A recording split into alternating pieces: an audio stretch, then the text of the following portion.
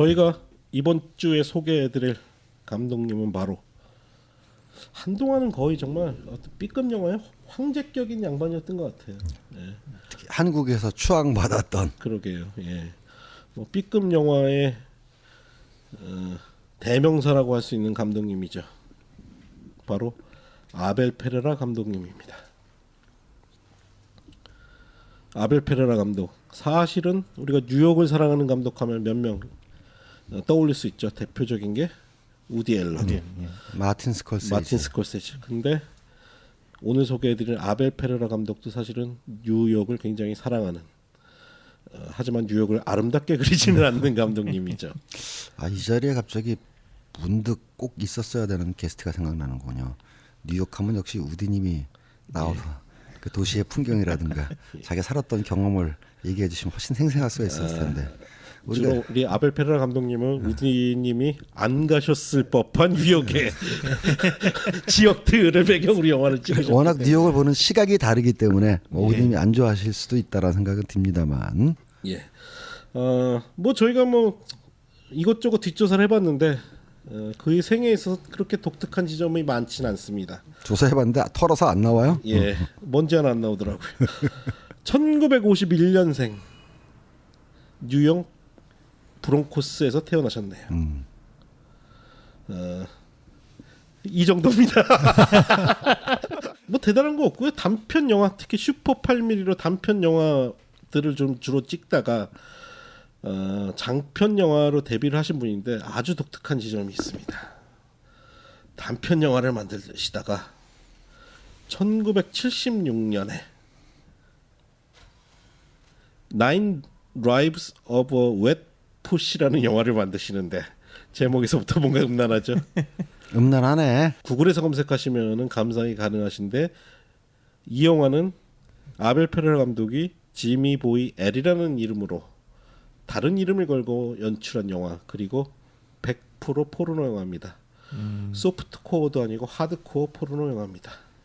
그리고 제목에 상징해 주는 거는 결국 여성은 이제 고양이에 비유를 했다라는 의미는, 알다시피 우리가 그 서양 속담 내지는 미신에 고양이는 9개의 목숨이 있다라는 게 있잖아요. 거기다가 이제 wet 축축한, 그다음에 피 해가지고 여성 성기를 거기에 이제 비유한. 근데 나중에 얘기하겠지만 사실 아벨 페레라도 보면은 마초적이라고 할 것까지는 없어도 상당히 남성 중심적인 시각의 영화들이 많이 보이거든요. 어느 정도는 있지. 근데 이런 사람들일수록 그 폴 버벤부터 시작해가지고 우리 또 김기현 감독님부터 시작해가지고 이런 사람들이 여성에 대한 공포증을 또 가지고 있어. 그런 거 보면은 제가 무슨 말 하려고 그러냐면은 남자라고 큰 소리 치는 사람일수록 사실은 여자 앞에 가면 쪽도 못 쓴다라는 잠재의식이 발현된 게 아닌가. 그거를 이런 요상한 제목의 하드코어 포르노로 표현한 게 아닌가라는 말도 안 되는 추론을 한번 던져봅니다. 그 하드코어 영화 제목을 이 감독이 지었으리라는 법도 없으니까. 예. 일단은 찾아보니 감독이 지었을 것 같아요. 왜냐하면 아벨 페레라 감독님의 그 평생 직위 중에 한 명이 니콜라스 세인트 존이라는 양반이 있습니다. 네. 왜냐하면 바로 시나리오 작가예요.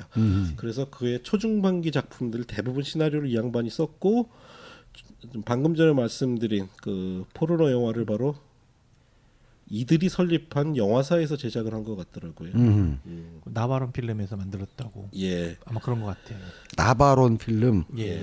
그게 또 우리가 알고 있는 그 나바론이라면은 거포를 의미하는 거 아니겠습니까? 거포. 참 상징성이 많은 영화사로구만. 예전에 삼부리 이후로 그쪽으로 맛을 들으셨나 봐요. 아니 무슨 소리야? 나바론. The Guns of 나바론. 예. 그래서 이 영화로 뉴욕의 독립영화 전용 극장들을 많이 순회하면서 상영을 하신 것 같아요. 예. 그리고 나서 몇 년 후 포르노 영화가 아닌 정식 상업 영화 또 드릴러 킬러로 1979년에 드디어 정식 데뷔라고 할 수 있겠죠. 드릴러. 야, 총, 예. 칼, 찌르고 쏘고. 야, 또 우리가 여기서 얘기할 거리가 나올 것 같아요. 실제로 이 영화에서 살인 도구가 드릴이죠. 네. 예. 드릴러 킬러. 사실은 저희가 소개를 해드려야 되는데 이 영화 소스 구하기가 쉽지가 않아요. 그래서 아쉽게도 오늘은 소개를 못해드리지만 이 영화는 아벨 페라라 본인이 이 킬러 역할을 직접 연기하기도 했습니다. 좀 보다가 정신 사나워서 예.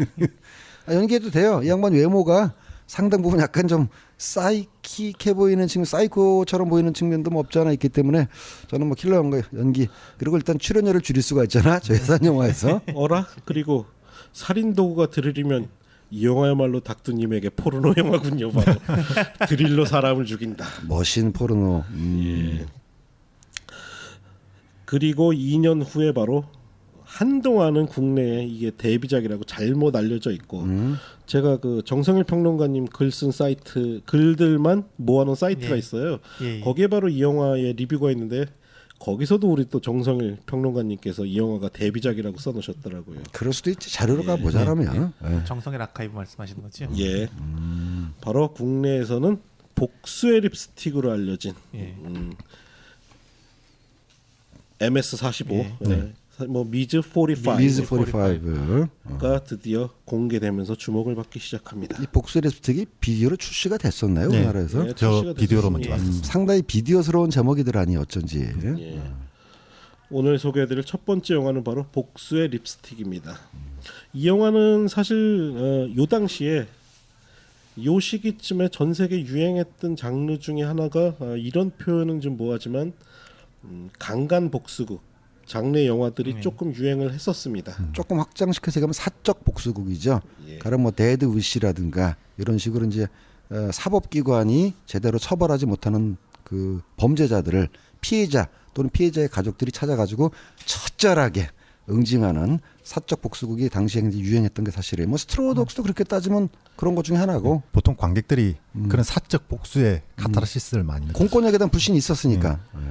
요런 유의 영화로 우리가 대표작으로 손꼽을 수 있는 영화가 바로 니무덤의 침을 그렇지. 뱉어라. 예. 78년에 작품. 아, 선풍적인 인기였어요. 예. 네, 그러니까 이런 강간 복수극은 그 익스플로테이션이라고 우리가 이야기할 수 있는 굉장히 싸구려 영화들의 주요 소재 중에 하나였습니다. 네. 뭐 그러면서도 관객의 호응을 얻었으니까. 그리고 대부분 그런 영화들은 사실 우리가 도덕적으로 용납하긴 힘들지만 그런 겁탈신을 굉장히 자극적으로 묘사한 것도 사실입니다. 네.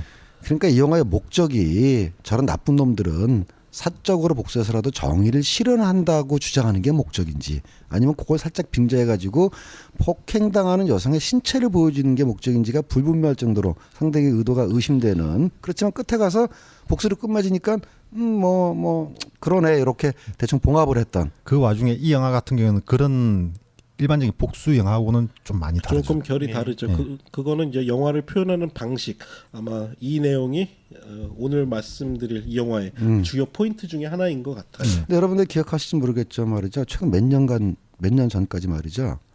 한국에서도 이런 사적 복수국이 한때 또 많이 시작됐었습니다.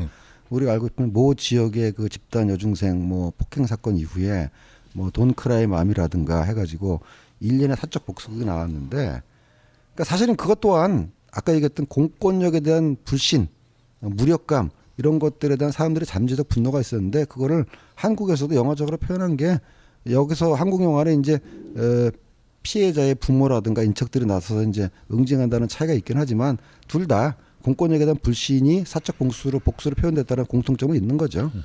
사적 복수극은 우리가 다른 표현으로 하면 자경단 영화라고 표현을 할 그렇죠. 수도 있을 것 예. 같아요. 예. 예. 내용을 소개해드리면서 영화 이야기를 좀 해보겠습니다.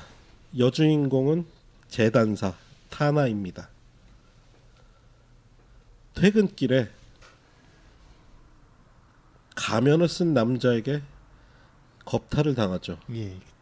근데 이 장면이 저는 이번에 다시 보면서 느낀 게 굉장히 건조하게 묘사가 돼 있습니다. 자극적이지 않게.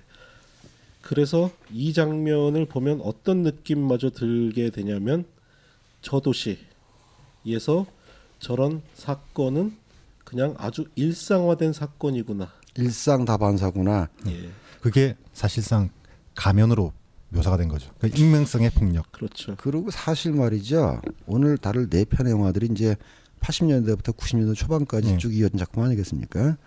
그때 실제로 뉴욕 치안이 개판이었어요. 그 당시에 깨진 유리창 일본도 나오고 그러니까 그렇죠. 예. 90년대 중반에 줄리아니 시장이 그렇습니다. 나와서 이걸 예. 싹 정리하기 전까지는 완전히 무법지대였죠. 그렇지. 지하철 타면은 뭐 낙서 천지고 예. 뭐 뒷골목은 뭐 소변과 악취 그다음에 온갖 범죄로 가득 차 있고 말씀하신 것처럼 줄리안이 원래 검사 출신 아니에요. 그래서 초반에는 이제 80년대 선거에 낙선했지만 92년도인가 3년도에 시장으로 취업하면서 취업이란다 당선이 되면서 일대 혁신을 이끌어왔고 지금도 네. 뉴욕 사람들에 대한 줄리아니의 평판은 굉장히 좋아요. 90년대 초반만 해도 만약에 네가 뉴욕을 가서 길을 걷게 되면 절대로 차도 쪽으로도 가지 말고 건물 쪽으로도 붙지 말고 도로 가운데로 걸어 다녀라 라는 아니, 얘기가 있었죠. 그 80년대 초반에 제가 이제 그 연극하는 뭐 선배한테 뭐 들은 얘기인데 뉴욕에서 지하철 타고 가는데 그 갱들이 지하철 그러니까 벌건 대낮에 지하철 안에서 한 여자를 폭행을 하는데 다른 데를 뺑 둘러싸고 있고 그중에 한 놈이 달린 지하철에서 폭행을 하고 있는데 뺑 둘러싸인 상태에서 칼 같은 거 가지고 위협하니까 승객 중 아무도 나서지 못했다. 뭐 이런 얘기를 듣고 나는 저런 말도 안 되는 일이. 근데 나중에 자료를 보면은 그 사건이 실제로 있었는지 없었는지 모르겠지만 정말 뉴욕은 말 그대로 고담 시티라고 해도 뭐 모자르지 않을 정도로 온갖 범죄와 강력 사건이 난무하던 시기였으니까 지금 도입부의 그 폭행 장면도 당시 뉴욕 시민한테는 아주 현실을 묘사하는 걸로 느껴졌을 수 있어요. 네. 타나는 그렇게 겁탈을 당하고 울면서 집에 돌아왔는데 불행히도 이 집에는 또 다른 범죄자인 강도가 침입을 해 있었고 그렇죠. 타나는 이 강도에 의해 2차로 겁탈을 당하게 됩니다. 그리고 이 장면 역시 카메라는 자극적으로 타나의 몸을 훑거나 그러지는 않습니다. 굉장히 건조하죠. 예. 근데 이렇게 하루에 2번씩이나 이렇게 되면 예. 제 영화처럼 멘탈이 완전히 붕괴될 것 같습니다. 그렇죠. 그렇죠, 예. 타나는 결국 그렇게 2차 겁탈에 분노하고 결국 그 강도를 다리미로 내리쳐 죽이죠. 예. 다리미 전에 그 사과죠. 사과 모양의 그 구슬, 구슬. 예. 그러니까 강도가 총을 들고 겁탈을 하다가 총을 버리는 순간 그 남성의 상징이죠. 예. 그렇죠. 이걸 버리는 순간 예. 사과 이것도 그렇죠. 에덴의 상징이죠. 이걸로 여성성의 상징이라고 예. 볼 수 있는 거지. 이걸로 남자를 내리쳐서 일단 쓰러뜨리고 그 다음에 가정의 주부의 상징인 다리미로 끝장을 내죠. 다리미도 뭉툭한 부분이 아니라 뾰족한 부분으로 예. 찍어가지고. 저는 그 사과 봤을 때 그 뉴욕의 별칭이 비계풀이 생각났었는데 그거하고도 관련이 예. 있는 거예요. 액세서리를 있는 거니까 장식품으로. 그것도 충분히 고려를 했겠죠. 예, 예. 그리고 타나는 남자의 시체를 토막내서 냉장고에 보관을 합니다. 그렇게 설명한 말이죠. 타나가 처음부터 계획을 가지고 아주 콜드 블러드 살인마 같은데 처음에는 어떻게 처리할지 모르고 약간 헤매는 신이 나와요. 네. 욕조에 담아두고 어떻게 할까 하다가 순간 띵 잘라야 되겠다. 그 다음에 이제 하는 행동이죠. 바로 자르지는 않습니다. 네. 그리고 망연자실한 타나는 자신의 몸에 붙은 피들을 닦아내는데 여기 수채구멍과 확대된 클로즈업된 타나의 눈을 오버랩한 장면이 꽤 길게 나와요. 그렇죠. 예. 이거 너무 명백하게 사이코잖아. 근데 거기서 약간 할머니 같은 눈이로 비치는 건 왜 그러지? 나는 그게 옆집 할머니의 눈인 줄 알았지. 그럴 클로즈업된 게 수도 타나의 있죠. 눈이야. 난 약간 쭈글쭈글한 할머니 눈인 것 같았는데.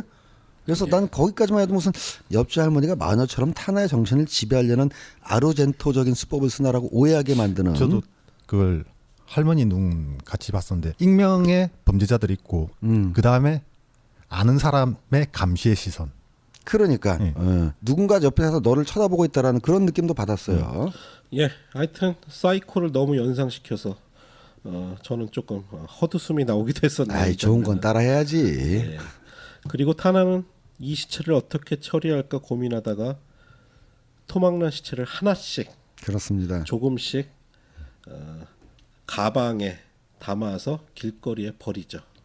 예. 가방, 비닐봉투, 쇼핑백 등등에 나눠가지고 그러다가 우연히 시체가 든 봉투를 버렸는데 어떤 놈이 이거를 이 타나가 놓고 간 줄 알고 이 시체가 든 봉투를 들고 타나를 쫓아와요. 그놈은 원래 지나가는 여자마다 항상 그냥- 휘파람을 알면서 껄떡대던 놈이었어요. 껄떡새였죠. 전형적인 동네 양아치죠. 그러니까 타나가 당황해서 그 강도가 침입할 때 가지고 왔던 총으로 이 남자를 쏴 죽이면서 이 사건을 계기로 타나는 본격적으로 남자들을 사냥하기 시작합니다. 네. 거기가 바로 이제 플롯 포인트, 스토리의 그렇죠. 변곡점 되겠습니다. 여기서부터 처음에는 타나가 등장했을 때 아주 수수한 옷차림에서 여기서부터 진한 화장도 옷차림까지 화려하게 바뀌죠. 제목이 복수의 립스틱인 이유는 바로 이 시점을 계기로 타나의 캐릭터 변환을 바로 립스틱을 진하게 바르는 것으로 묘사를 했기 때문이죠. 우리가 흔히 여자 입술이 너무 빨갈 경우 쥐 잡아 먹었냐고 그러잖아요. 예. 쥐를 한 50마리를 잡아먹은 것처럼 빨갛게 하고 다니는. 예. 그리고 45라는 것 자체가 타나가 쓰는 총 자체가 폴트 45구경. 예, 폴트 45구경. 예. 그거 되게 안 맞는데.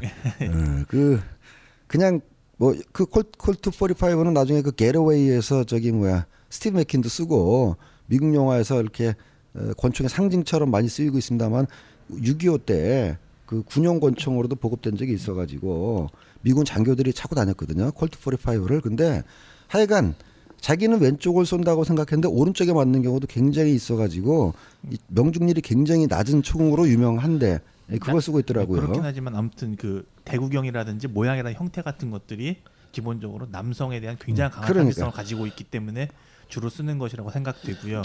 그러니까 장교들한테 지급이 됐겠죠. 예. 그리고 사실은 이 얘기가 왜 안 나오나 싶은데 그 타나가 사실은 말을 못하는 벙어리인 거잖아요. 그 얘기 해야 예. 돼. 예.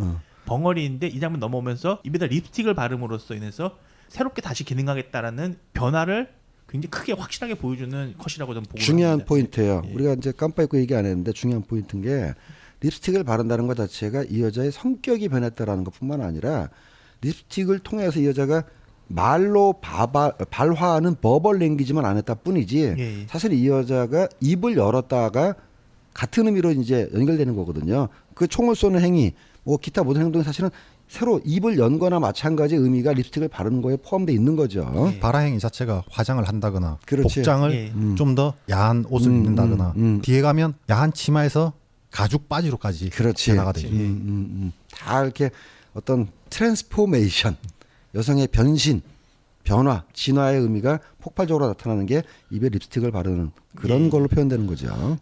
저희가 참고로 타이틀에 대해서 좀 말씀드려야겠는데요. 미즈 45는 사실 영화 속에서는 그 45구경 총을 의미하기도 하지만 예. 그 음악 좀 들으시는 분들은 이제 왕년에 그 여성 펑크락 밴드 L7이라고 굉장히 유명한 과격한 여성 밴드 있어요.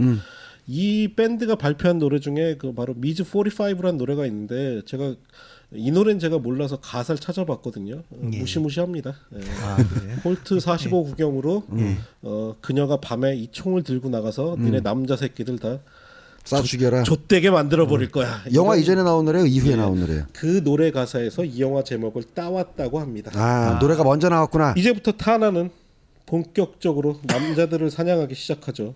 자신을 성적으로 유린하려는 남자든 혹은 다른 여자를 폭행을 가하는 남자든 예. 그리고 심지어 자괴감에 빠져서 자기 스스로를 비관하는 남자들마저도 가차없이 타나는 살해하기 시작하죠. 그래서 정성일 평론가님 평을 보니까 이 영화의 여주인공은 택시 드라이버예요. 한 사촌 여동생쯤 되는 것 같다라는 표현을 하시는데 과히 틀리지 않은 근데 표현 같습니다. 아벨 페라라 영화들을 보면 택시 드라이버의 느낌이 그렇죠. 계속해서 나옵니다. 의식했을 수밖에 없겠죠. 그래서 저는 사실 이걸 결말쯤에 말씀드리려고 했는데 저는 어제 영화 4편을 다 보고 나서 느낀 느낌이 바로 뭐 마틴 스콜세즈 형님 영화도 워낙 그렇게 밝진 않지만 아벨 페레라야말로 마틴 스콜세즈의 좀 더 어두운 면이구나라는 생각이 전 좀 들더라고요. 예. 뉴욕의 지옥을 정말 제대로 그리고 있죠. 그리고 영화는 하이라이트에 가서 타나는 자신의 분노를 폭발시켜 이날이 할로윈 데이예요. 그렇죠. 수녀 복장을 하고 파티에 참석을 하죠. 그리고 타나는 콜트 45 구경으로 파티에 참석한 남자들을 대학살하기 시작합니다. 예. 이 장면이 고속 촬영으로 묘사가 되는데 어제 다시 봐도 너무 아름답더라고요. 그리고 명백하게 샘 피킨파의 와일드 번치의 영향을 느낄 수 있는 장면이에요. 그렇죠. 근데 이 영화에서 항상 논쟁적으로 따라붙는 설정. 광란의 대학살을 벌이고 있는 타나를 저지하는 것은 바로 같은 회사에 근무하던 동료였던. 동료 여성이죠. 예. 하지만 타나는 자신을 죽이려는 그 여성에게 결국 총을 쏘지는 못해요. 네. 그렇죠. 그리고 그렇게 스스로 죽음을 맞이하죠. 아마 이 설정이 안 붙어 있으면 이 영화의 가치는 아마 반으로 떨어졌을 거예요. 예. 그리고 그 마지막 타나를 공격하던 인물이 영화 초반에 껄떡대는 사진 작가, 아주 경박한 사진 작가의 굉장히 분노를 터뜨리는 그 여성이었죠. 그렇지. 아니 엔딩에서 타나가 총을 쏘다가 남자한테 제압당하거나 남자한테 역습을 당해가지고 죽는다면 남자에 의해서 죽는다면 그 얼마나 말이 안 돼요. 그렇죠. 그건 마치 대마루지에서 도망가려다가 경찰한테 잡혀서 끌려가는 걸로 끝난 거랑 똑같지. 특히나 이 마지막 엔딩 씬에 수녀복을 입고 남자들을 무차별적으로 살인을 하죠. 예. 이 장면 보니까 아 정말 이 구원 없는 세상에 대한 복수극. 근데 지금- 파티가 할로윈 파티였기 때문에 수녀복을 입은 수녀라는 거죠. 복장에 대한 그 메타포도 있는 거죠. 닥터님 말씀해 주셨는데 아벨 페레라 영화를 이야기할 때 결국 가장 큰 키워드 두 가지는 죄와 구원인 것 같아요. 네. 예. 특히 오늘 소개해드릴 초중반부 영화들, 사실 후반부도 그런데요. 평생의 주제인 것 같아요. 예. 죄와 구원. 그리고 이 영화 같은 경우는 사실 영화를 그 아벨 페라라 요번 작품들 그 뉴욕의 왕까지 보면서 느낀 게 아벨 페라라는 사실상 여름쯤에 다뤄줬어야 하지 않을까라는 생각이 들었었거든요. 아 우리 베타 방송에서 여름에 다뤘어야 되지 않을까. 그 당시에 메갈리안 논쟁 있고 할 때 아, 예. 지금 저도 그 말씀 드리려고 네. 했는데. 이거 MS45 L7의 타이틀을 갖고 와서 만들었지만 또 MS라고 하면 당시 그 전에 1960년대에 글로리아 스타넴이 만들었던 잡지 미즈, 예. 예. 미즈라는 잡지가 나오게 된 계기가 우리는 미스도 아니고 미세스도 아니다. 예. 그냥 미즈라고 불러달라. 예. 이게 그 차별적인 용어에서 그렇죠, 예. 벗어난다는 의미였거든요. 그러니까는 여성의 어떤 사회적 신분이 예. 결혼하기 전에는 미스, 예. 결혼하고 난 다음은 미세스, 즉 남자와의 혼인 관계에 의해서 신분이 달라지는 것 자체를 거부한다. 예. 그렇죠. 그래서 우리는 그냥 미스로 통일해서 하겠다라고 네. 주창한 게 거의 글로리아 예, 스타일이 글로리아 스타일. 처음이었죠. 예. 그러다가 1968년 이후에 이제 레디컬 페미니즘이 등장하기 시작하죠. 레디컬 페미니즘 같은 경우에 이제 극단적인 남성은 우리의 적이다. 결국 이 영화 MS45 복수의 립스틱 같은 게 이런 어떤 레디컬 페미니즘에 대한 응답이 아닐까라는 생각이 들더라고요. MS 그냥 미즈 45, 예, 미즈 45, 예. 레디컬 페미니즘의 영화적 표현이다라고 보신다라는 거죠. 예. 타나라는 인물이 굉장히 여성적이고 굉장히 여성적이고 예. 순정적인 여성이었는데 남성의 폭력으로 인해서 희생되잖아요. 근데 벙어리이기 때문에 말을 못하는 겁니다. 그러니까 이게 사회 분위기에서. 벙어리라는 게 사실상 언로가 막혀 있는 여성에 예. 대한 상징이거든요. 이런 여성이 폭력이라는 남성적 수단을 가지고 무차별적으로 대항했을 때 예. 어떤 파멸적인 결과가 발생할 수 있는가? 그러면 그런 극단적 급진적 페미니즘에 대한 아벨 페라라의 시선이 어디 있는 것 같아요? 지지하는 거에 있는 것 같아요? 아니면 반대하는 거에 있는 것 같아요? 아니면 중간에서 살짝 꼬는 거에 있는 것 같아요? 영화적으로만 따지면 레디컬 페미니즘 자체는 굉장히 반대하는 쪽이죠. 아벨 페라라가 당신들 이러다가는 이런 파멸적인 결과를 그것도 여성에게 같은 여성에게 폭력이라는 남성적 수단을 통해서 통해서 되치기 당하는 수가 있다. 예. 왜냐하면 이제 그 여주인공이 이제 남자를 죽이기 시작하는 그 심리적 발전 단계가 처음에는 우발적으로 죽이잖아요. 네. 강도야 당연히 자기 보호 차원에서 죽인 거고, 네. 그다음에 강도를 통해서 강도의 총을 취득한 다음에는 이제 웬 양아치가 하나 쫓아오니까는 도망치다가 우발적이게 죽이고, 거기까지가 우발적이에요. 거기까지 우발적. 그 다음부터는 상당히 계획적으로. 근데 그때만 해도 초반만 해도 계획적인 살인이긴 하지만 여성을 향해서 못된 짓을 하는 가령 그 포주 흑인 남자 포주가 흑인 여자 창녀를 두드려 패는 너 추킹했지 왜 돈 이거밖에 안 돼 두드려 패니까는 쏴 죽인다든가 그러니까 여성한테 못되게 굴거나 여성을 착취의 대상으로 보는 남자들을 주로 죽이다가 좀 지나면은 막 죽여. 네. 대상 자체가 불특정 전체로 나쁜 짓을 했던 남자에서 남자 자체를 적대시하는 식으로 이제 캐릭터가 바뀌고 그러면서 관객들은 초반에는 그래 저런 나쁜 놈 죽어 싸지려고 보다가 여자가 이 주인공 여자가 마구잡이로 죽이기 시작하면서 저래도 되나?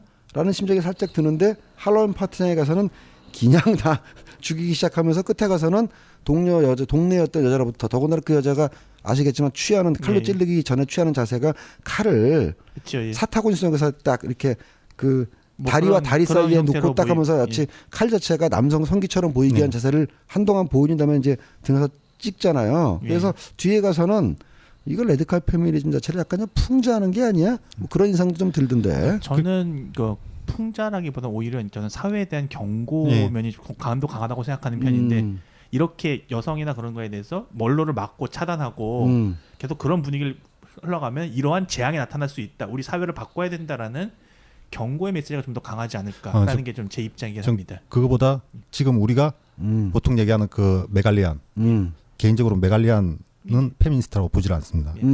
어쨌건 그 극단적 페미니즘에 대한 경고라고 예. 볼 수도 있는. 그러니까 저는 그 경고도 분명히 있고 근데 거기에 동시에 저는 사회에 대한 얘기도 분명히 포함되어 있다. 이 영화의 오리지널 텍스트는 사실상 인어공주라고 할 수 있거든요. 그 당시 페미니즘 논쟁 중에 하나가 인어공주의 반대함이라는 게 있습니다. 그러니까 인어공주가 결국 다리를 얻는 대신에 목소리를 잃어버린.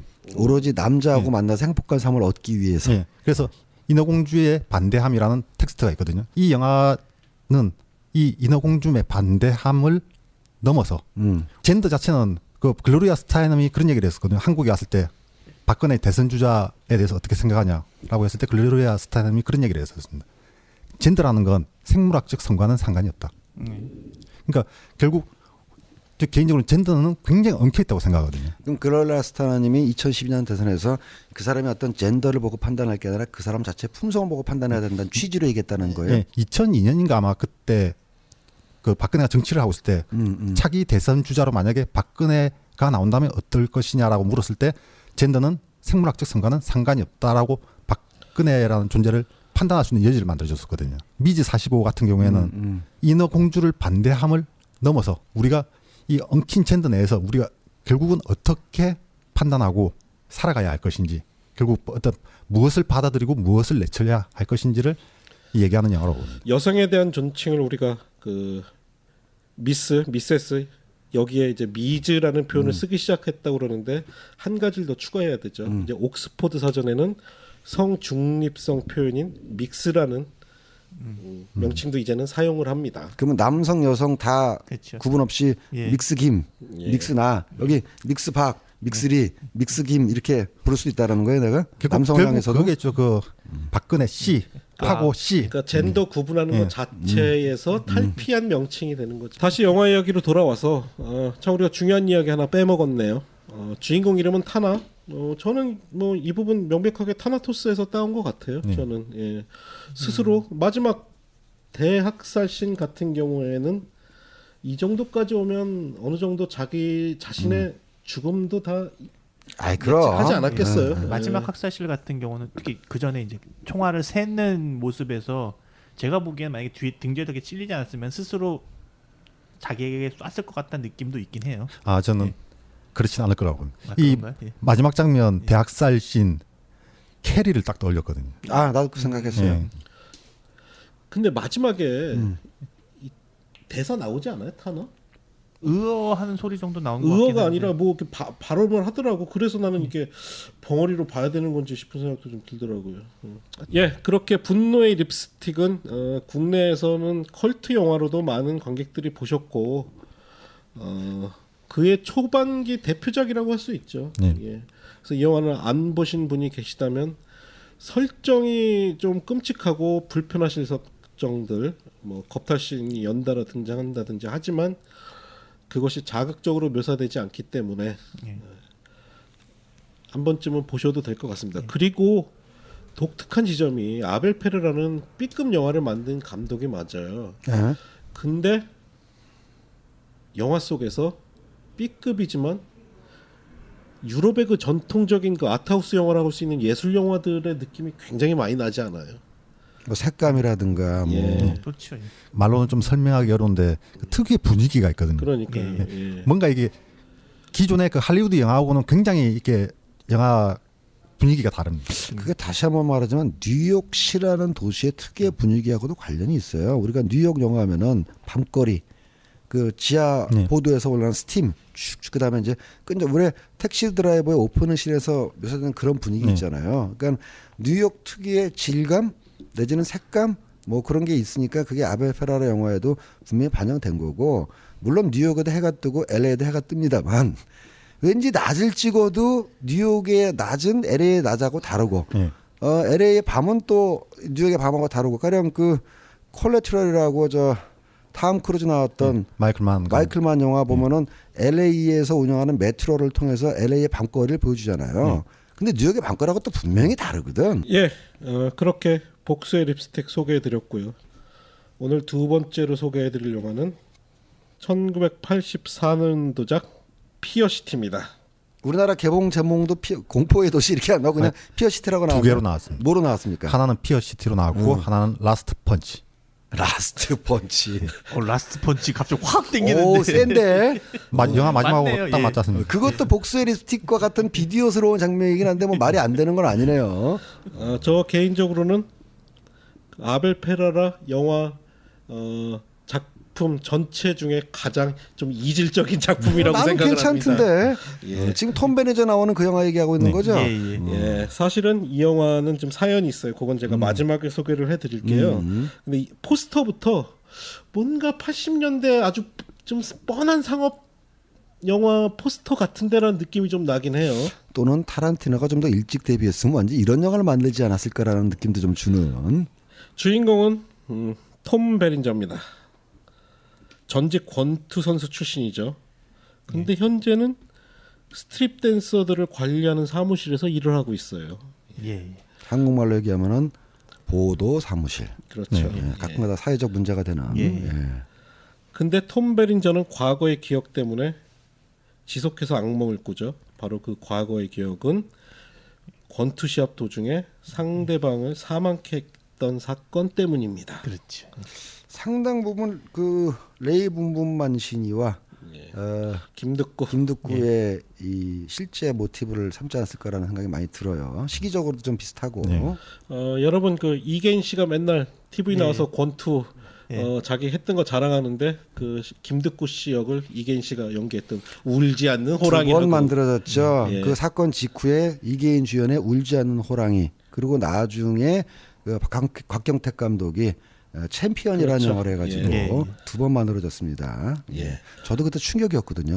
그때 뭐 그렇죠. 그때 우리나라 최고의 스포츠는 복싱이었어요. 네. 그래서 홍수환, 박종팔 뭐 세계 타이틀 한번 따면은 마치 우리나라가 막 선진국이 된 것 같고 막 온 국민이 이렇게 들떠있을 때 김득구 이겨라 김득구 이겼는데 못 이겨서 쓰러진 것까지도 안타까운데 나중에 죽었다는 얘기도 그렇죠. 얼마나 충격받았는데 나도. 그 당시에 저도 체육관을 한 두어 번 갔었는데 가면 사람들로 미어 터졌죠. 아 권투 인기 있었어요. 왜냐하면 그것도 이제 정치 상황하고도 관련이 있고 그때 지도자께서 권투를 굉장히 좋아하기도 하셨고 그렇죠. 예. 또 헝그리 정신의 상징이었죠. 네. 그러니까 말 그대로 성공 신화의 대표적인 게 바로 권투였죠. 그래서 그뭐 그때 미국도 마찬가지였지. 그 사건 계기로 해가지고 원래 세계 타이틀이 항상 15라운드까지 됐다가 12라운드 그렇죠. 그렇습니다. 예, 김득구 선수가 15라운드까지 버티다가 쓰러진 다음에 예, 예. 이제 뇌 충격으로 사망했기 때문에 15라운드는 진짜 인간적으로 미친 짓입니다. 야만적인 거지 사실 야만적인 거야. 12라운드도 그렇게까지 인간적으로 생각하진 않는데 네. 아무튼 그거 아십니까? 중국에서는 권투가 합법적으로 금지되어 있다라는 거. 이거는 저기 뭐야 야만적이라는 이유로 무술과 달리 맨주먹으로 물론 글러브를 끼긴 하지만 두드려 패고 이러는 것 자체가 이제 야만적이라는 이유로 올림픽에 같이 국제 경기에서 하는 거 말고는 중국에서 권투는 무술에 밀려서 아주 빛을 못 보고 있습니다. 중국이 그렇게 문명 국가였구나. 사실 이 피어시티를 보면은 예, 중국의 무술과 이제 그 권투의 이종격투기 장면 나오긴 하지. 톰 베린저는 이 스트립 댄서 중에 거의 여왕급인 멜라니 그리피스를 과거의 연인이었던 것 같아요 둘이. 예. 근데 여전히 톰 베린저는 그녀를 사랑하고 있는데 멜라니 그리피스 옆에는 동성 애인이 있죠. 예.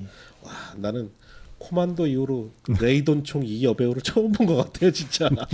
그런데 영화 딱 보는데 여기도 마틴 스코세지 향기가 영향이? 풍기는 게 딱 권투 장면, 딱 성난 항소 거의 그렇죠. 비슷하거든요. 그렇죠. 예. 칼라로 찍었다 뿐이지 뭐 슬로우 모션 쓰는 거라든가 네. 땀 튀겨 나가고 피 튀겨 나가고 근데 스트립 댄서들만 전문적으로 공격하는 연쇄 범죄가 발생을 하죠. 네. 폭행 사건이 그러면서 이 사건의 희생자들은 대부분 탐 베린저가 운영하는 사무실에 소속된 스트립 댄서들이에요.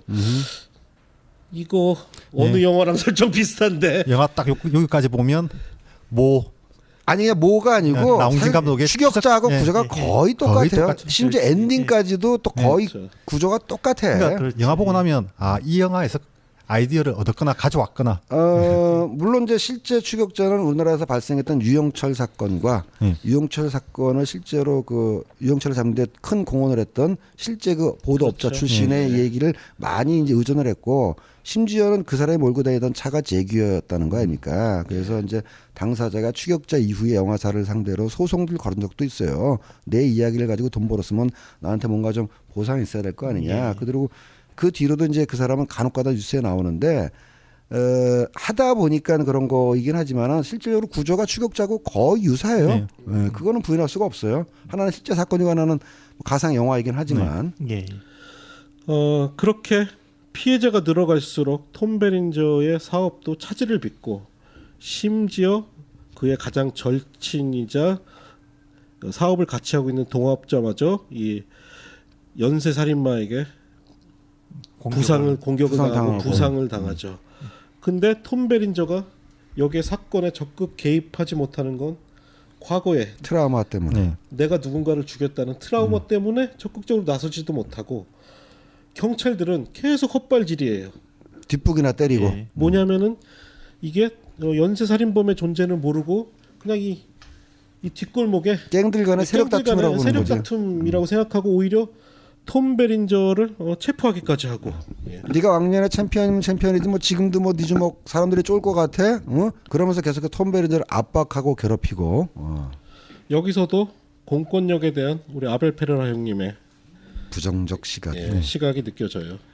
하지만 결국 위협이 점점 더 자기 주변 사람들, 특히 자기가 여전히 사랑하는 멜라니 그리피스를 향하자 드디어 톰 베린저가 각성해서 이 살인범과 맞짱을 튼다는 스토리죠. 네. 근데 그 살인범은 이제 동양 무술에 특화된 살짝 네. 카메라가 넘어가서 살인범의 은신처 내지는 아지트를 비춰주면은 마치 그 음양오행에서 음양오행도 하나 보는 것 같은 인체 한의원에 가면 왜 예. 그 한국식 그 동양식 그런 인체 해부도. 해부도랄까 인체도 같은 거 있잖아요. 예. 그런 거 붙여놓고 딱 온갖 닥터 스트레인지에 나오는 그러지 기와 혈이 예, 표시된 것 같은 거 놓고 동양 무술을 수련하고 있고 쌍절곤을 열심히 돌리고 있는 그렇지. 살인범의 정체는 그런 놈인데 나는 아벨파라 형님 근데 왜 설정을 그렇게 했어요? 그거 사실 극적 맥락하고 아무 상관이 없는 건데. 그리고 게다가 이 영화의 제목 피어 시티는 살인마가 작성하고 있는 소설의 제목. 예, 소설. 책의 소설 제목이라 수기 수기의 이름 제목이죠. 범행 수기의 제목이라고 볼 수도 있는. 소설가라고 하면 설정이 된 것 같은데 소설가가 아니까 아까 예. 아. 소설을 쓰면서 자기가 직접 그렇지. 해보고 그 얘기를 소설로 옮기는 르포 소설, 예. 르포 소설. 르포 소설 느낌. 그래서 예. 처음에는 잘 못해 이걸 자기가 이제 육체적 능력은 뛰어난데 못해니까 머리카락 좀 자르고 손가락 하나 자른 다음에 그 다음부터는 점점점 과격하게 이제 잘 나가는 거예요. 그러니까 범행이 서툴 때는 예. 묘사도 좀 글 쓰는 묘사도 좀 후지다가 점차 범행의 솜씨가 드러나면서부터는 글도 더 그렇지. 예. 퀄리티가 높아지는 그런 설정으로 가고 있죠. 피어 시티의 문구들이 이제 하나씩 나오지 않습니까? 네. 예. 그 중에서 가장 좀 인상적이었던 것 중에 하나가 범죄자, 창녀, 쓰레기들이 사망할 때 인간은 순수에 한 발짝 더 접근한다. 그거 딱 그거네. 바로 택시 드라이버에서 트래비스가 했던 대사와 거의 유사하죠. 그래서 유명한 택시 드라이버를 묘사한 유명한 문구가 있어요. 사이코 킬러의 입장에서 영화를 보면 이렇게 된다. 네. 고독과 광기의 영화라고도 그렇죠. 표현했었죠. 그리고 이게 사회적으로 확산됐을 때, 그러니까 전 이 영화가 그 미즈 45의 데칼코만이라고 보이거든요. 그래서 이런 발언을 하는 사람들 한국에서 웹을 찾아보면 일베라는 집단에 수렴되거든요. 야, 그러면 닥터님의 통찰력으로 우리는 미즈 45는 메가를 예언한 영화고 피어 시티는 일베를 예언한 영화라고 볼 수 있다라는 그런 생각이 불현듯 드는군요. 예. 예.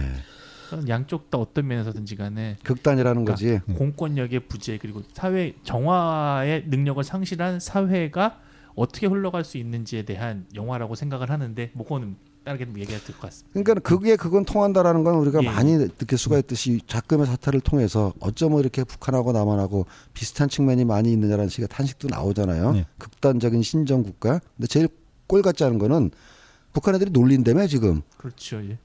나는 걔네들은 좀 입을 좀 닫고 있었으면 좋겠어. 그리고 이 아벨 페라라 영화 오늘 다룰 네 편에서 중요한 키워드 중에 하나가 익명이거든요. 익명성. 예. 예. 미지 45를 보면 타나가 익명의 남성들을 무차별적으로 공격하고 피어 시티에서는 익명의 남성이 여성들은 무차별적으로 공격하거든요. 묻지마 살인, 묻지마 공격이죠. 그 다음에 뉴욕의 왕으로 건너가면 이제 이런 익명성들을 넘어서 시스템에 관해서 얘기를 한 다음에 악질 경찰 가면 주인공들이 다 익명이에요. 그런 좋은 얘기는 좀 이따 그 영화를 다룰 때 더 구체적으로 해주시기로 하고 파고님이 파고님이 좀 이어주세요. 피어시티 제가 초반부에 아벨 페라라의 영화 중에 가장 이질적인 영화라고 말씀을 드렸는데 이유가 있습니다. 뭡니까? 이 영화는 사실상 원래 20세기 폭스사에서 돈을 내서 제작한 영화예요. 네. 그러니까 메이저 개봉을 시키려던 계획을 가지고 있었는데 완성된 영화를 보니까 너무 잔인하고 누드도 많고 섹스 묘사도 있고 그래서 결국 20세기 폭스사가 배급을 포기하고 이 권리를 독립 배급사에 팔아버렸대요. 그러니까 기획 자체는 사실 일정 부분 헐리우드의 상업 영화, 그냥 스릴러 영화로 기획이 됐던 것 같아요. 거기에 아벨 페라라가 저는 고용됐다는 생각이 좀 들더라고요. 왜냐면 예. 고용됐는지 안 되는지는 조금 따져봐야 되는데 이게 시나리오. 자 여러분 영화 보기 전에 시나리오 상태로만 생각해 보면은 폭스가 손댈 수 있는 시나리오예요. 그러니까 이후에 나올 리세르폰 같은 영화가 될 수도 있었던 거죠. 그러니까 전직 형사 트라우마를 가진 전직 복서가 의문의 킬러를 쫓는다. 뒤에 가서는 자기 여친을 구하고 왕년의 그 복싱 솜씨를 발휘해서 그 의문의 악당을 때로 눕힌다. 이 스토리 자체는 굉장히 메이저적으로 보일 수가 있거든. 근데 찍은 아벨 페라라가 곧다구로 찍은 게 문제인 거지. 그리고 영화가 굉장히 좀 묘한 게 굉장히 싸구려 재산 영화에다가 갱스터 영화도 포함되어 있고 이 뭔가 이질적인 요소들이 막 섞여 있거든요.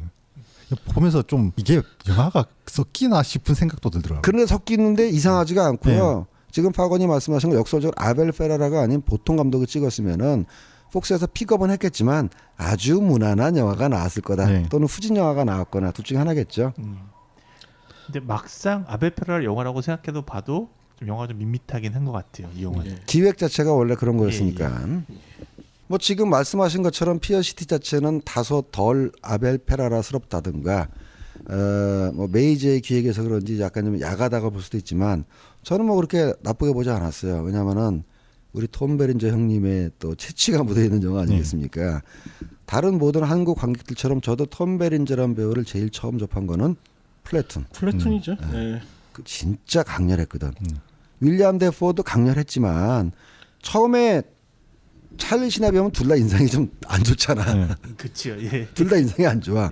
누가 나쁜 놈인지 갈피를 못 찾겠는데 알고 보니까 윌리엄 데포는 나름대로 프로페셔널하게 분대를 이끌려는 좀 소신이 있는 사람으로 돼 있고 톰 베린저는 갈수록 그렇죠. 악마성을 드러내는데 예.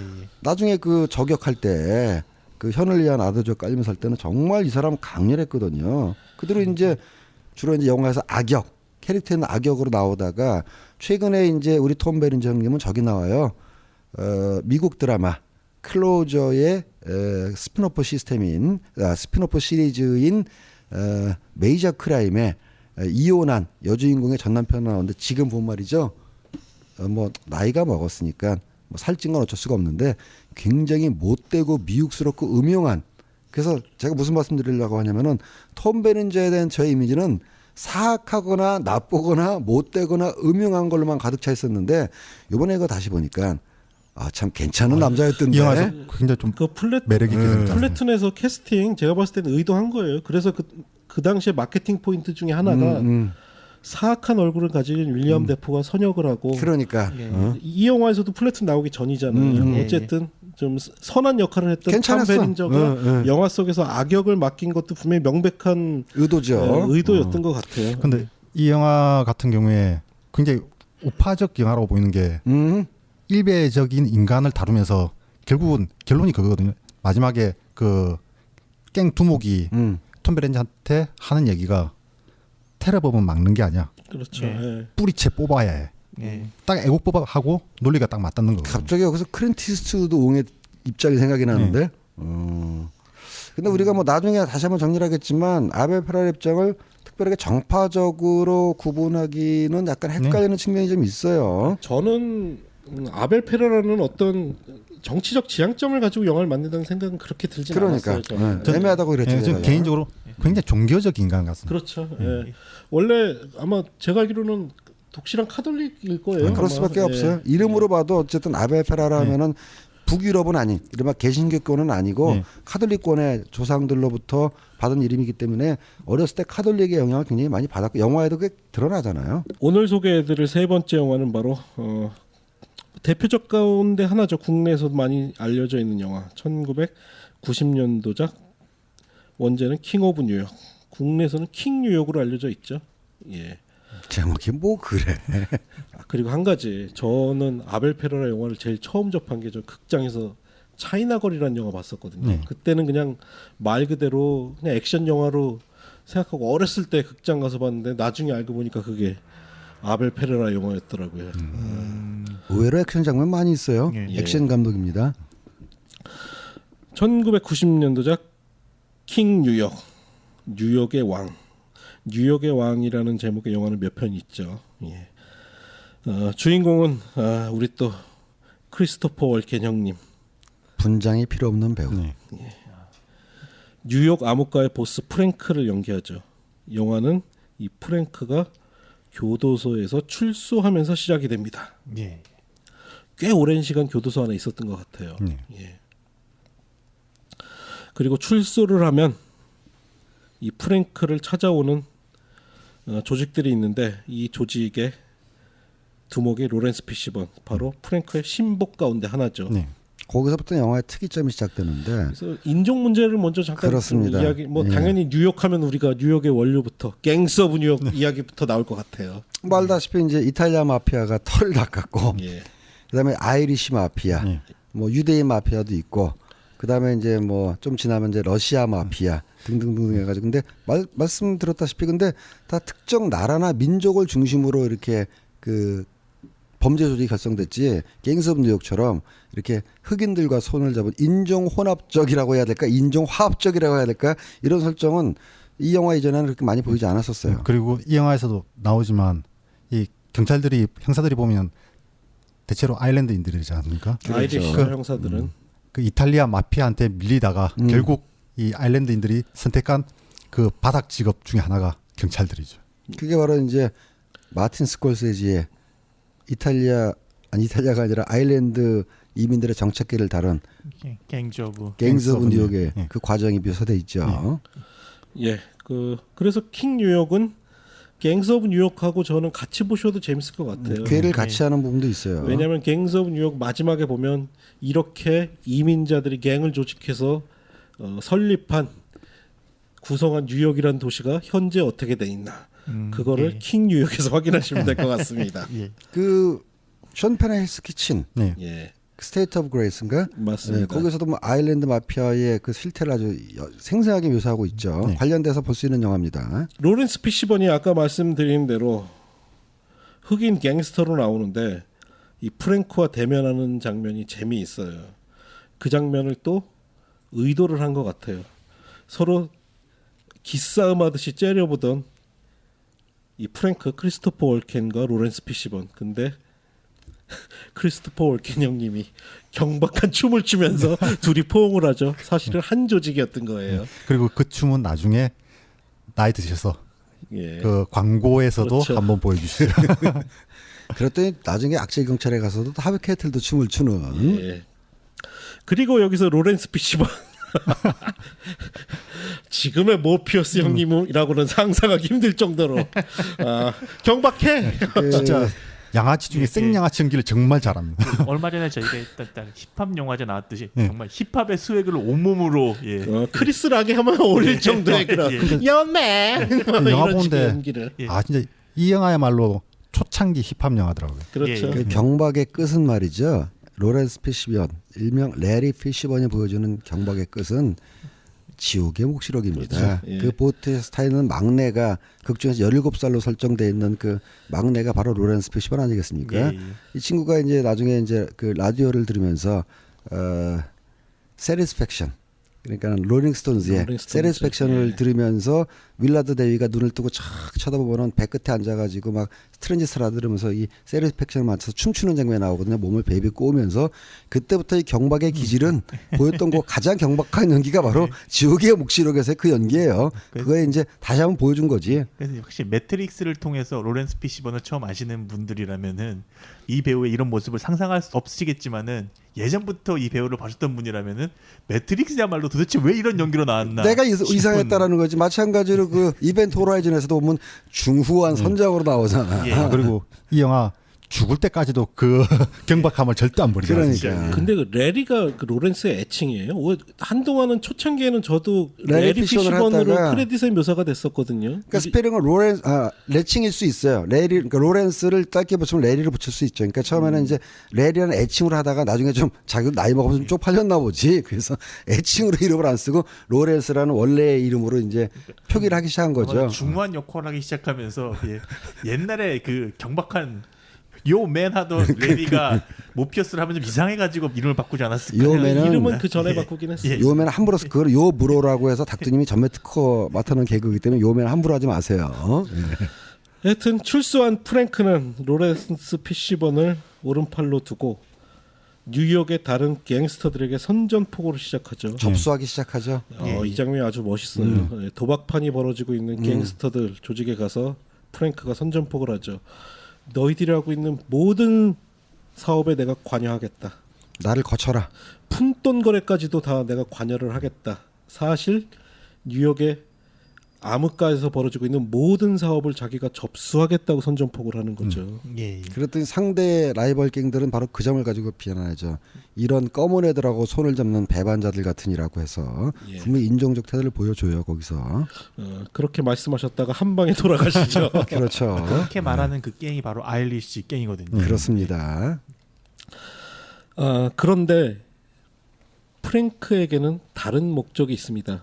뉴욕의 모든 암흑가의 돈을 모아서 부경화를 누리려고 그런 걸까요? 아닙니다. 사업을 합법화하려고 한다고 그래야 되나? 그러니까 영화 처음에 로렌스 피시번하고 만날 때 보면 표정이 굉장히 미묘하거든요. 쓸쓸하기도 하고. 예. 그러니까 그 뒤에 나온 대사 보면 감옥에서 어떠셨냐라고 물어보니까 자기는 지금 이제 죽어서 돌아온 것이라고 얘기하고 마치 농담처럼 예. 시장이 되고 싶다라고 얘기하는데 정말 시장이 되고 싶은 거. 특히 프랭크가 이 뉴욕의 시의원과 함께 계획하는 사업이 있습니다. 그것은 바로 뉴욕시의 큰 규모의 공공병원을 설립하는 것입니다. 예. 하지만 시의원이 그럴 자금이 부족하다고 하니까 바로 암흑가에서 거래되고 있는 자금들을 프랭크가 독식을 하려고 그러는 거죠. 도대체 이 교도소에서 어떤 일이 있었던 거죠? 그러니까 돈의 출처는 나쁜 돈이지만 예. 좋은 목적을 위해서 쓰려고 하는 충정으로 이렇게 일을 하는데 주변에 무지몽매한 사람들은 이 프랭크의 충정을 알지 못하는 이런 그 고독함 이런 게 뭐 다소 제가 풍자적으로 얘기하고 있긴 합니다만 예. 그런 걸 느끼고자 하는 의도도 살짝 보여요. 또는 다른 식으로 얘기하면은 이 우리가 뭐 이른바 이제 누아르 영화의 고전 내지 텍스트로 이제 많이 회자되고 있는 대부 같은 경우도 일부에서도 그게 나오지만 2부에서도 보면은 주인공이 자꾸 사고를 합법화하려고 하고 음주에서 양주로 나오려고 하잖아요. 그때 주인공이 갖고 있는 의식이 기본적으로 그겁니다. 나는 좋은 의도를 가지고 내 패밀리와 내 식구들을 먹여 살리기 위해서 이 일을 하는데 주변의 사람들이 이걸 이해하지 못하고 나를 자꾸 구렁텅이로 몰아가고 있다라는 자기만의 어떤 그 객관적으로 봤을 때 옳지 않은데 예. 자기는 옳다고 믿는 자기 충족적 오류에 빠진 자의 어떤 이상한 의지, 고집, 신념 이런 것들을 이 영화의 캐릭터도 갖고 있는 거죠. 네. 그러니까 이 영화 전작들에서 보였던 뉴욕의 이미지, 범죄의 소굴인 이 뉴욕을 바꾸기 위한 어떤 야망을 가지고 있었다고. 근데 볼수 웃기는 있죠. 거는 그걸 바꾸기 위한 방법 또한 범죄라는 것이죠. 어쨌든 프랭크가 표면적으로 가지고 있는 의도는 선한 의도인 것 같아요. 공공병원을 건립하는 것. 예. 그 감독이 전체적으로 영화를 통해서 네. 얘가 겉으로는 선한 척하지만 뒤에는 나쁜 놈이다라는 식으로 묘사하지 않고 네. 실제로 그런 의도를 가지고 있는 것처럼 쭉 보여주죠 지금. 예. 그리고 영화에서 어쨌든 계속해서 뉴욕을 좀 먹고 있는 갱들을 다 죽여버리지 않습니까? 그러니까. 사실 도시를 좀 먹고 있는 암적인 존재들을 다 죽여버리면 도시가 좀 더 좋아지고 그다음에 종합병원 같은 걸 만들어서 시스템을 구축하면 될 것이다라는 어떤 생각을 갖고 저는 있다고 그 봅니다. 지점도 있지만 이 벌레 같은 짓을 하고 있는 범죄를 통해서 돈을 벌고 있는 이 조직들을 소탕한다기보다는 내가 이 사업을 함으로써 그것이 마치 용서받는 듯한, 왜냐하면 자금 마련을 위해 마약을 수입하는 밀매하는 예. 차이니즈 갱을 공격하잖아요. 그렇죠. 그건 뭐냐? 그 마약을 바로 탈취에다가 그걸 팔아서 자금을 만들기 위해서. 그거 바로 내로 람불이네. 내가 하면 로맨스고 남이 하면 불륜이고. 예. 그러니까 이 영화에서 이 월켄 형님이 보이는 모습은 굉장히 극단적인 행위윤리자의 모습을 보이거든요. 그러니까 내가 이 도시를 위해서 이것들을 다 쓸어버리고 그 다음에 여기에 새로운 질서를 네. 건설하겠다. 예. 그러니까 선한 목적이 있기 때문에 스스로를 용납을 시키는 것 같아요. 그리고 방법이 나빠도 목적이 예. 선하기 때문에 정당하다는 식으로 자기를 합리화시키고 있죠. 그런 프랭크를 경찰들도 주목을 하죠. 근데 이 경찰들 구성도 재미있어요. 예. 아일랜드계 형사인 데이빗 카루소, 예. 그리고 그의 절친한 동료인 웨슬리 스나이프스. 제가 할 얘기했지만 배우 얘기할 때 따로 하겠습니다. 예. 예. 뽀송뽀송하던 시절에 데이빗 카루소, 웨슬리 스나이프스. 사실 이 둘은 절친한 친구이기도 해요. 예. 근데 또 프랭크는 동료에는 강해요. 로렌스 피시번이 살인죄로 체포되니까 그 조직 몇 명들 예. 1인당 100만 달러나 주고 보석으로 그들을 다시 다 석방시키죠. 데려와요. 예. 예. 더 큰 대의를 위해서 그런 거겠죠. 그러니까. 아, 그거보다는 예.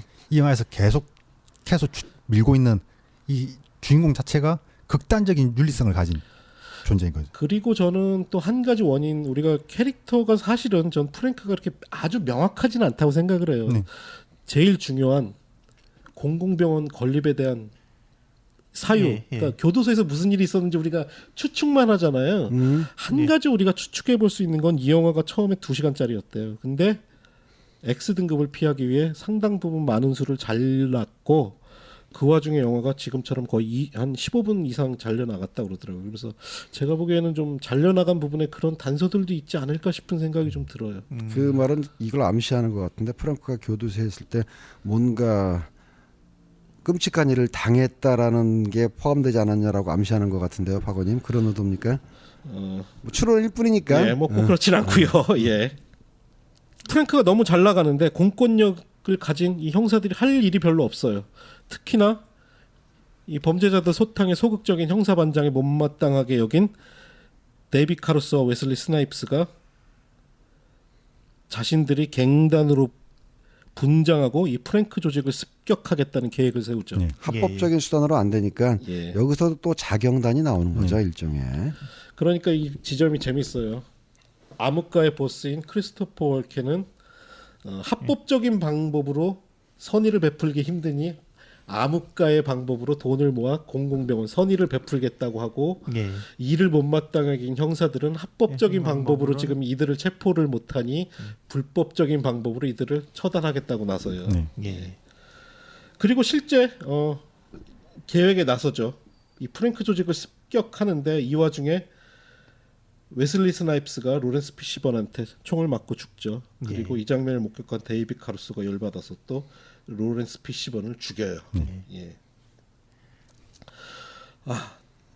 자기 오른팔인 로렌스 피시번이 죽었잖아. 또 이 프랭크 형님 한성격 하시는데 이거 가만히 보고 있을 수 있나? 그치.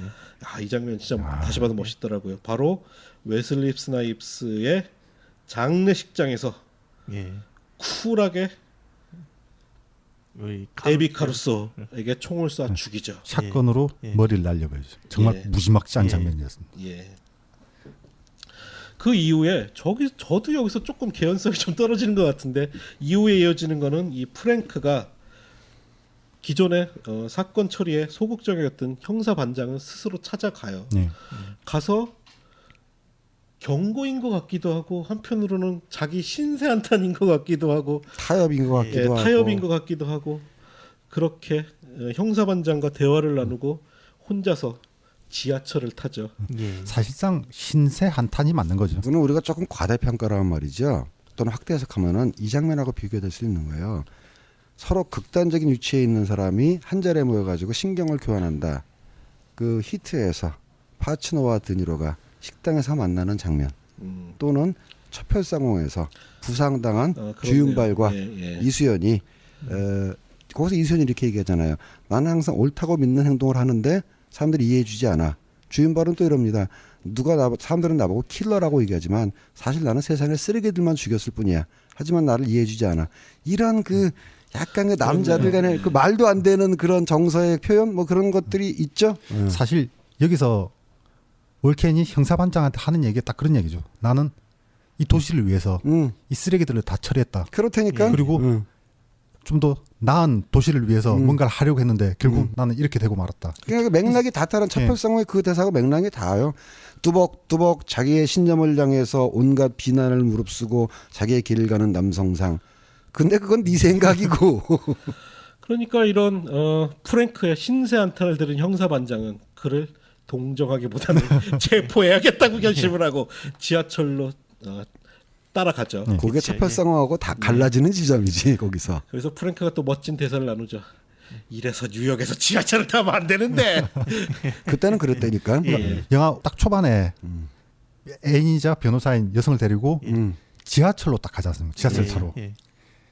그런 폭력적인 공간에 자기가 가서 이 성행위를 나눌 수 있다는 그 진짜 자신의 어떤 남성성을 과시하는 누가 나를 장면. 건드려. 그때 이제 둘러싸잖아요. 갱들이. 예. 그게 아까 내가 얘기 들었던 실제로 80년대 뉴욕에서 발생했다는 지하철 폭행 사건을 연상시키기 위해서 내가 섬찟했단 말이죠. 아벨페라 영화에 총을 거의 남성의 상징으로 정말 잘 쓰는데 노골적으로. 이 영화에서도 월켄이 예. 감옥에서 나온 뒤에 자기 똘마니들 만나고 자기 허리춤에다가 총을 딱 차면서부터 이제 깽단 두목이 딱 시작되는 거예요. 그 허리춤에를 정확히 예. 앞으로 꽂죠. 이렇게. 예. 우리는 그거 가지고 앞섭이라고 하죠. 예. 그러니까 앞 장면에 닥터님 설명처럼 자신의 남성성을 과시할 수 있는 아무도 나를 건드리지 않았던 공간인 지하철 안이 사실은 영화 후반부에 오면 더 이상 사면이 막힌 빠져나갈 수 없는 그렇죠. 공간으로 바뀌죠. 그렇죠. 그리고 형사 반장과 대척하는 지점에서 결국은 사실은 영화 내내 프랭크는 일반 시민, 선한 시민들은 위협하지 않았어요. 예. 근데 결국 이 위기를 탈출하기 위해 일반 시민, 흑인 승객을, 여성을 인질로 삼죠. 그리고 나서 형사 반장에게 총을 쏴 죽이고 지하철 밖으로 걸어 나와서 택시를 타죠. 예. 예. 근데 프랭크의 동작이 어딘가 모르게 부자연스러워요. 예. 그의 복부를 보니 그도 역시 형사 반장에게 총을 맞아 복부에서 피를 흘리고 있어요. 예. 그를 본 택시 기사는 그냥 도망가죠. 트래비스의 택시를 탔어야 되는데 나 같아도 도망가겠다. 트래비스가 이것도 쓰레기구만 이러고서는 총으로 쏴 죽였겠죠. 매그넘으로 그냥 머리를 날려버렸을 수도 있죠. 그러자 뉴욕의 경찰들이 이 프랭크가 탄 택시를 둘러싸고 포위해서 다가오고 그래서 뉴욕의 왕이었던 프랭크는 쓸쓸하게 택시 안에서 죽어가면서 영화는 끝납니다. 그때 보였던 크리스토퍼 월켄의 표정. 아 예술이지 않습니까? 이 영화에서 월켄 표정들 그러니까 아예 월켄으로 영화를 구성하려는 듯이 계속해서 클로즈업으로 가지 않았습니까? 예. 그러니까 처음에 감옥에서 나왔을 때의 표정, 중간에 이제 조직들하고 쟁패할 때 혼자서 뉴욕을 바깥을 바라보면서 할 때 그때의 표정, 그렇죠. 그다음에 죽어갈 때 그 표정, 그 허무함, 쓸쓸함. 분명히 동정할 수 없는 인간인데도 불구하고 동정을 하고 싶게 만드는 그 표정. 아 대단해요. 어쨌건 영화를 보고 나면 뉴욕에는 왕이 필요한 게 아니라 제대로 된 시스템이 필요하다는 걸 알 수 있습니다. 여기서 프랭크 캐릭터 이야기를 좀 해봐야 될 것 같아요. 사실 저는 어떻게 보면 그게 플롯의 구멍일 수도 있어요. 제가 초반부터 말씀드렸지만 프랭크가 뉴욕을 구원하고 싶은 이유, 도대체 교도소에서 무슨 일이 있었던 거야? 아니면 아벨페라라는 인간은 뉴욕 자체가 주인공이기 때문에 그냥 말 안 해도 사람들이 알지 않을까라고 생각했을 수도 있겠죠. 프랭크는 명확하게 저는 예수에서 모티브를 가져온 캐릭터라고 좀 생각되는 게 있거든요. 특히 맨 처음에 감옥에서 처음 딱 나오면서 한 얘기 있잖아요. 내가 죽었다가 살아 돌아왔다는 대사. 예. 그것은 그야말로 부활한 예수에 대한 정확한 메타포고 사실 그게 한 번 더 나오는데 차이나 갱이 보는 영화가 노스페라투 아닙니까? 그렇죠. 역시 죽음에서 살아 돌아온 자고 그 부분이 좀 명확히 예수의 부활을 상징한다고 보이기도 하고요. 돌아온 예수가 세상의 죄를 없애기 위해서 행했던 행동을 묘사한 것이 아니냐. 현실의 윤리의 옳고 그름이 아니라 그것이 완성이 마지막에 이제 스스로의 모든 죄를 끌어안고 자신이 끌어안 상태에서 자신의 죽음으로써 그런 모든 죄의 정화로 흘러간다라는 식으로 얘기를 끌어간 거로 생각합니다. 평자님의 해석을 완전히 부정할 수 없다고 생각합니다. 왜냐하면 실질적으로 우리가 아벨 페라라의 많은 영화에서 종교적 흔적을 찾을 수가 있고 예. 본인 스스로도 카톨릭 가정에서 성장했으니까는 이 뉴욕의 왕의 캐릭터 자체가 그것을 좀 풍자 내지는 비유 반영한 거라는 해석을 부인할 수는 없는데 질문이 있어요. 예.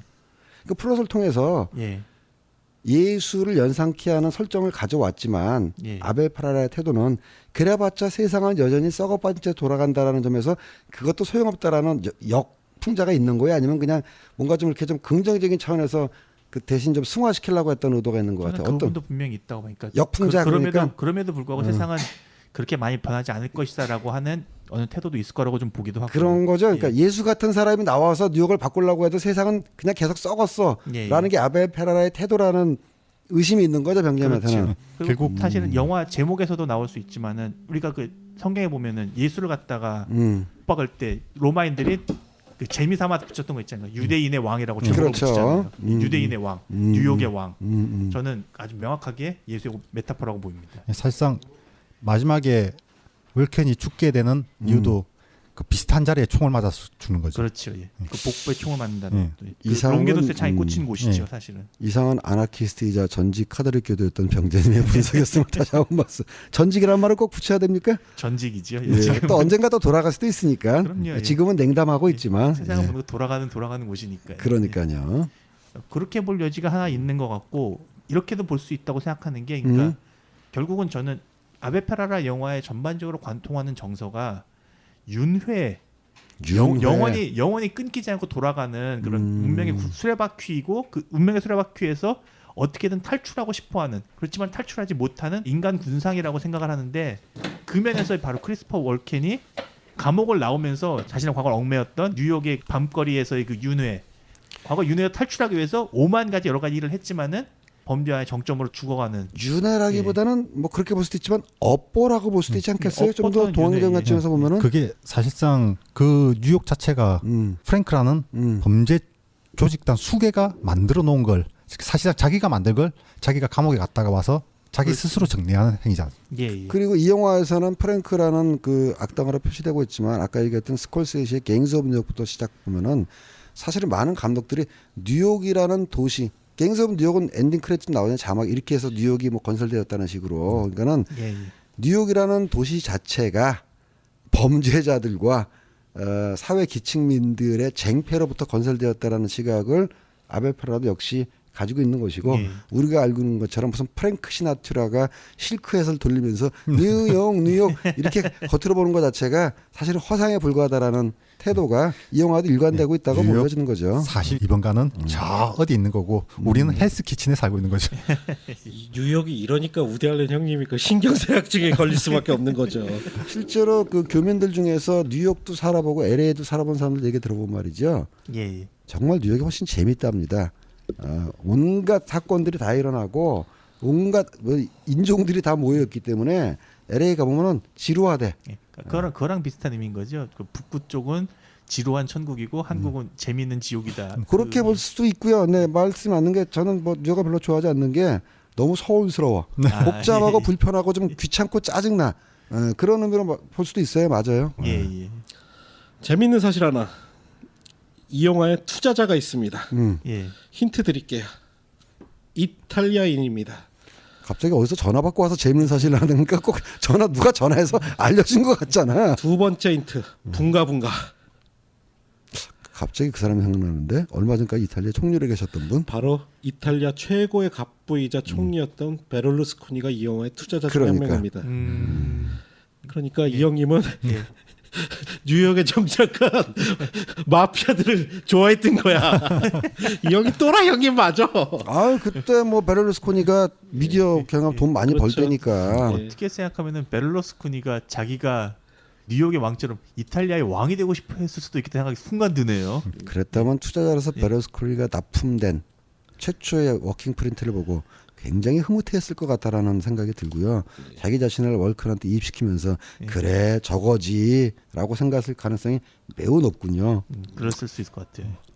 아무튼 이 영화 월켄이 연기했던 작품 중에 최고의 연기 중에 하나를 보여주고 있습니다. 그래요. 그 얘기를 좀 합시다. 사실은 개인적으로는 말이죠.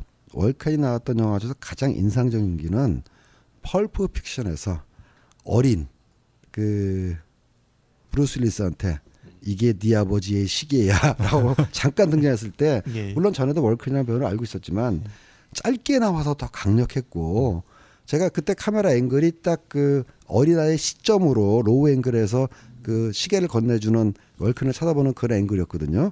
그 자체가 하나의 마법사가 어린아이한테 주술을 거는 듯한 느낌이 있어가지고 제가 봤던 월큰의 연기 중에서 백미 중에 백미는 역시 그때 당시에만 해도 펄픽션인데 이거 보니까 만만치 않습니다. 저는 그 장면보다는 유사한데 더 좋았던 건 전 트루로맨스예요. 네, 트루로맨스. 데니스 호퍼와의 그 연기 대결은 끝내주죠. 저건 뭐죠? 그 애들이 대학생들이 납치해가지고 크리스토퍼 월큰 납치해가지고 너 나 빨리 수어사이드 킹. 그때도 워낙 존재감이 세긴 했어. 아, 이 양반 왕역할을 많이 했구나. 그러니까 오히려 저기 뭐야 슬리피 할로우에서 그 이빨 드러내는 경을 분장하니까 깨더라고. 그러니까 이 월켄 형님은 어떤 거냐면 내가 악당 힘내 하면은 별로고 그냥 가만히 있어야 악당인 것처럼 보이는 그런. 눈매만 봐도 뭐 그냥 무서운데 진짜 오금이 저릴 지경인데. 아 근데 여기서는 단순하게 악당뿐만 아니라 자기 내면의 아픔을 가지고 있는 인물까지 연기했다는 점에서. 그 표정이 굉장히 다양합니다. 아 그러니까요. 또 월급 못지않게 여기서 이제 웨슬리 스나이프스의 푸릇푸릇한 시절도 있지만.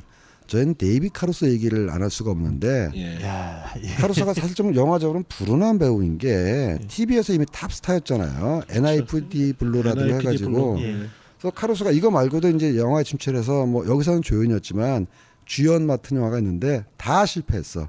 그래서 흔히 우리가 TV에서 좀 된다고 했다가 영화에 들어갔다가 개박살 나가지고 다시 TV로 쫓겨온 배우를 얘기할 때 항상 빠지지 않는 배우가 데이비드 카루소고 그 데이비드 카루소는 이후로 영화에서 실패한 다음에 연기경이 끝났다고 했을 때 CSI 마이애미에서 다시 등장하면서 부활했는데 그 말씀드리려고 했는데 데이비드 카루소가 독특한 캐릭터인 게 소식이 끊겼다 싶을 쯤에 잊혀졌을 때쯤에 TV에서 하나 팡 터트려주고 또 데이비드 카루소라는 배우가 있었지 할 때쯤 또 하나 팡 터트려주고 그게 아주 이 배우의 묘미예요. 근데 이번에 이 킹 오브 요가 다시 보니까 말이죠. 데이비드 카루소가 그렇게 조롱받을 만했나? 저는 아니라고 생각하거든요.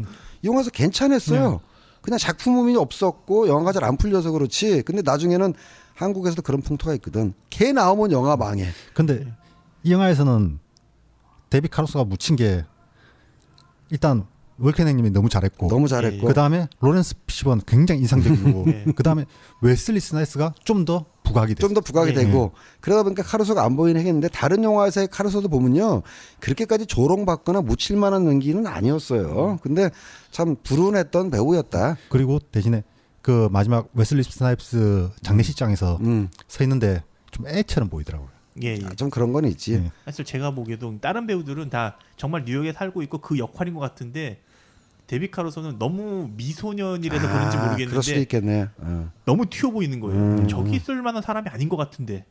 근데 나 말이죠. 데이비드 카루소 처음 봤을 때 저 사람이랑 헷갈렸다. 맥가이버랑. 리처드 딘 앤더슨. 약간 빨간 머리에 가까운 금발에다가 헤어스타일도 약간 꽁지머리 비슷하게 나와가지고 상당히 헷갈렸는데 나중에 그 사람이 아니라는 거는 한참 뒤에 알았답니다.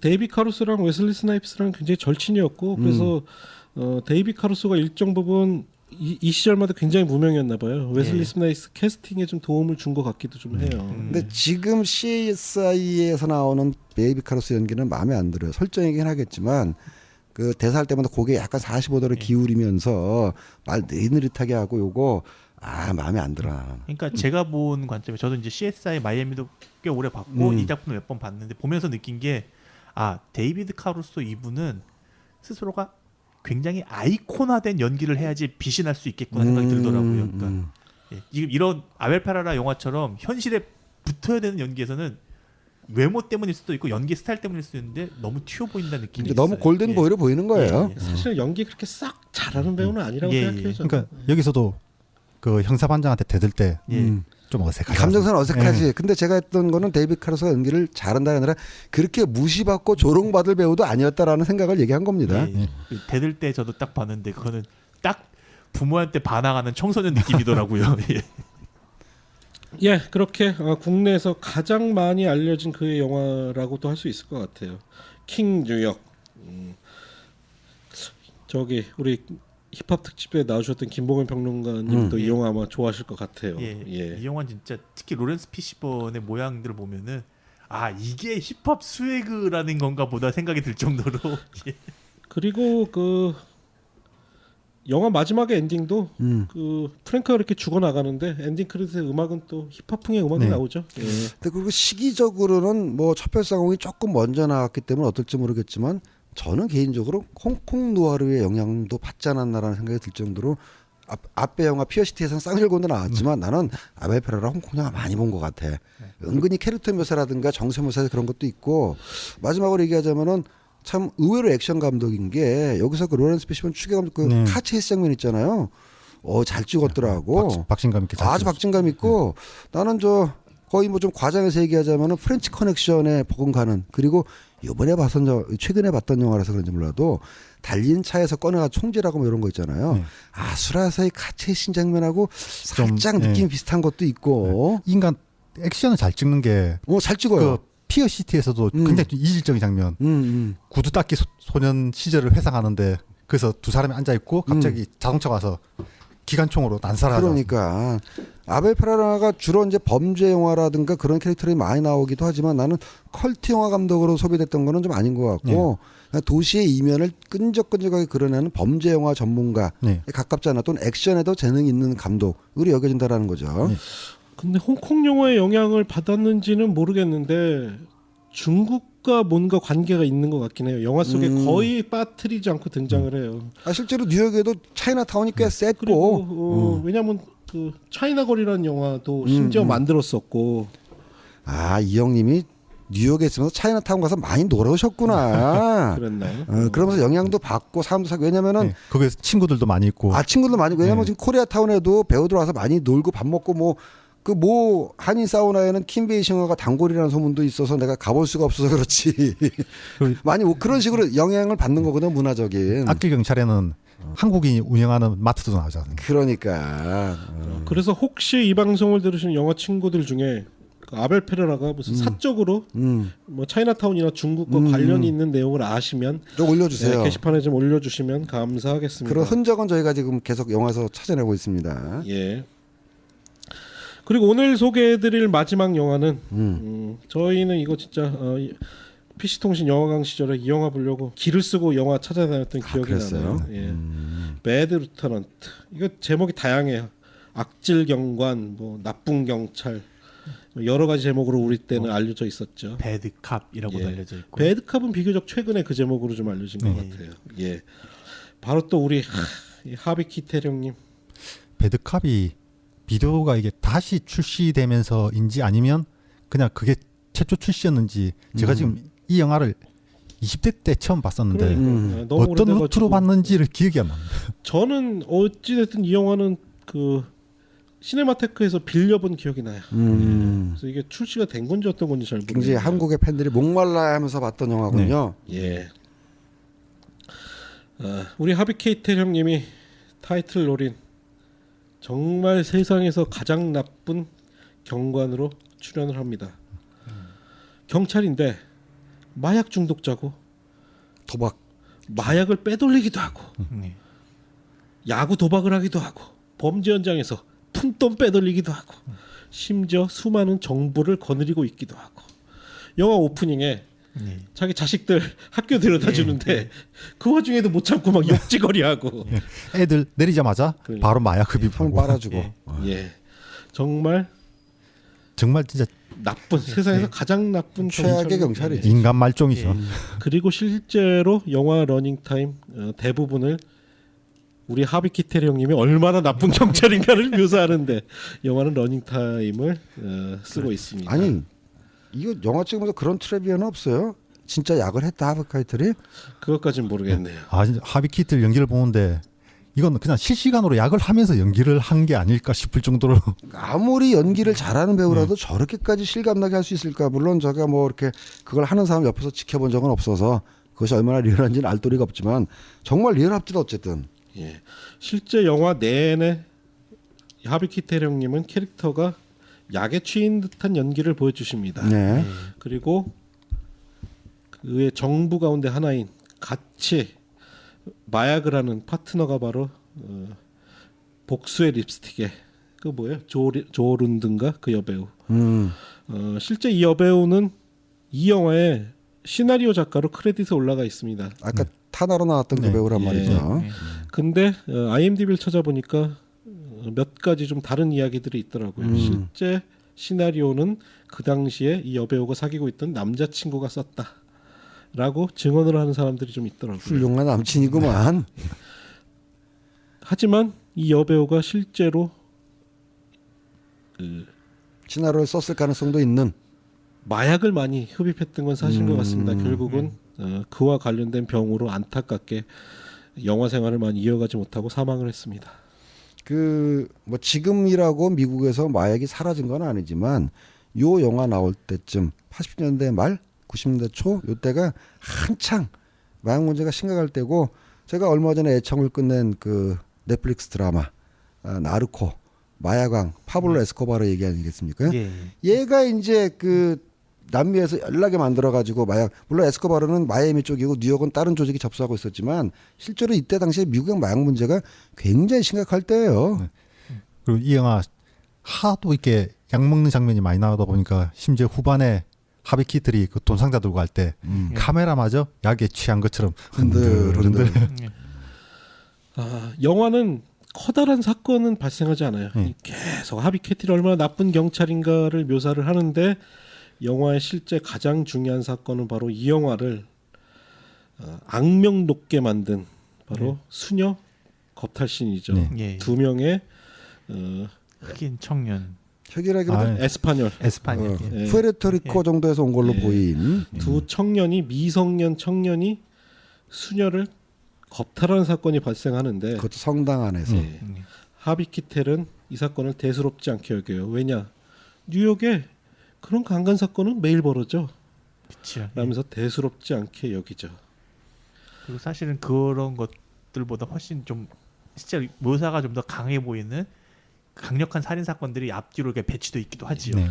그리고 또 하나 이 하비키텔이 벌이는 악행 중에 참 이 영화에서 끔찍한 게 하나가 그 면 없이 운전하는 10대 소녀들을 네. 위협을 해서 한 소녀는 바지를 벗어서 엉덩이를 보여달라고 그러고 또 다른 소녀에게는 직접적으로 접촉을 하진 않지만 오럴 섹스하는 블로우 것을 잡을 하는. 묘사를 시킨 후에 자위하는 장면 같은 건 진짜 그게 나는 수녀 폭행 장면보다 더 세던데. 굉장히 그러니까 끔찍하죠. 예. 그 장면이 압축적인 게 바로 직전에 수녀의 알몸을 보지 않습니까? 예, 예. 그러니까 여기에 욕망과 제의식이 뒤죽박죽이 돼가지고 여기 하면서도 이 표정이 진짜 장난 아니거든요. 예. 예. 예. 그러면서도 또 프로형사답게 직접 그 소녀들을 접촉하거나 위에는 하지 않고 자기 욕망만 충족하게 하는 저는 그 장면을 보면서 웬만큼 뭐 센 영화에 우리 다 자극이 좀 이렇게 무뎌진 사람들 아니겠어요?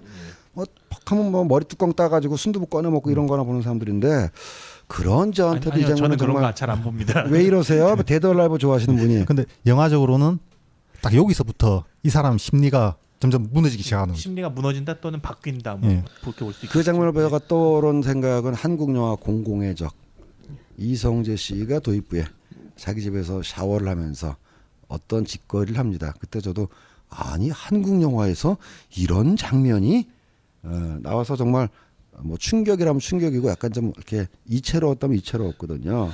아쉽게도 이제 그 이성재라는 배우는 그때까지 선량한 젠틀맨의 이미지를 쌓아올리다가 그 영화 이후로 CF가 안 들어오기 시작하는 배우로서는 굉장히 용감한 도전이었는데 저는 이성재 씨 연기 난 지금도 공공의적 보고 웃긴 게 이성재 씨 혼자 이렇게 화내는 장면이 있는데 욕을 영어로 오쉣 막 이러고 그래가지고 저 뭐 하는 거야 막 그랬던 생각나네요. 그건 다른 장면은 이제 그런데 어쨌든 한국 영화에서 주인공 캐릭터가 그거 하는 장면을 보여준 거의 첫 번째 영화이고 아울러서 제주도에서 발생한 핸드크림 사건도 이 같이 떠오르는 예. 아 정말 현실은 우리나라 현실은 훌륭해.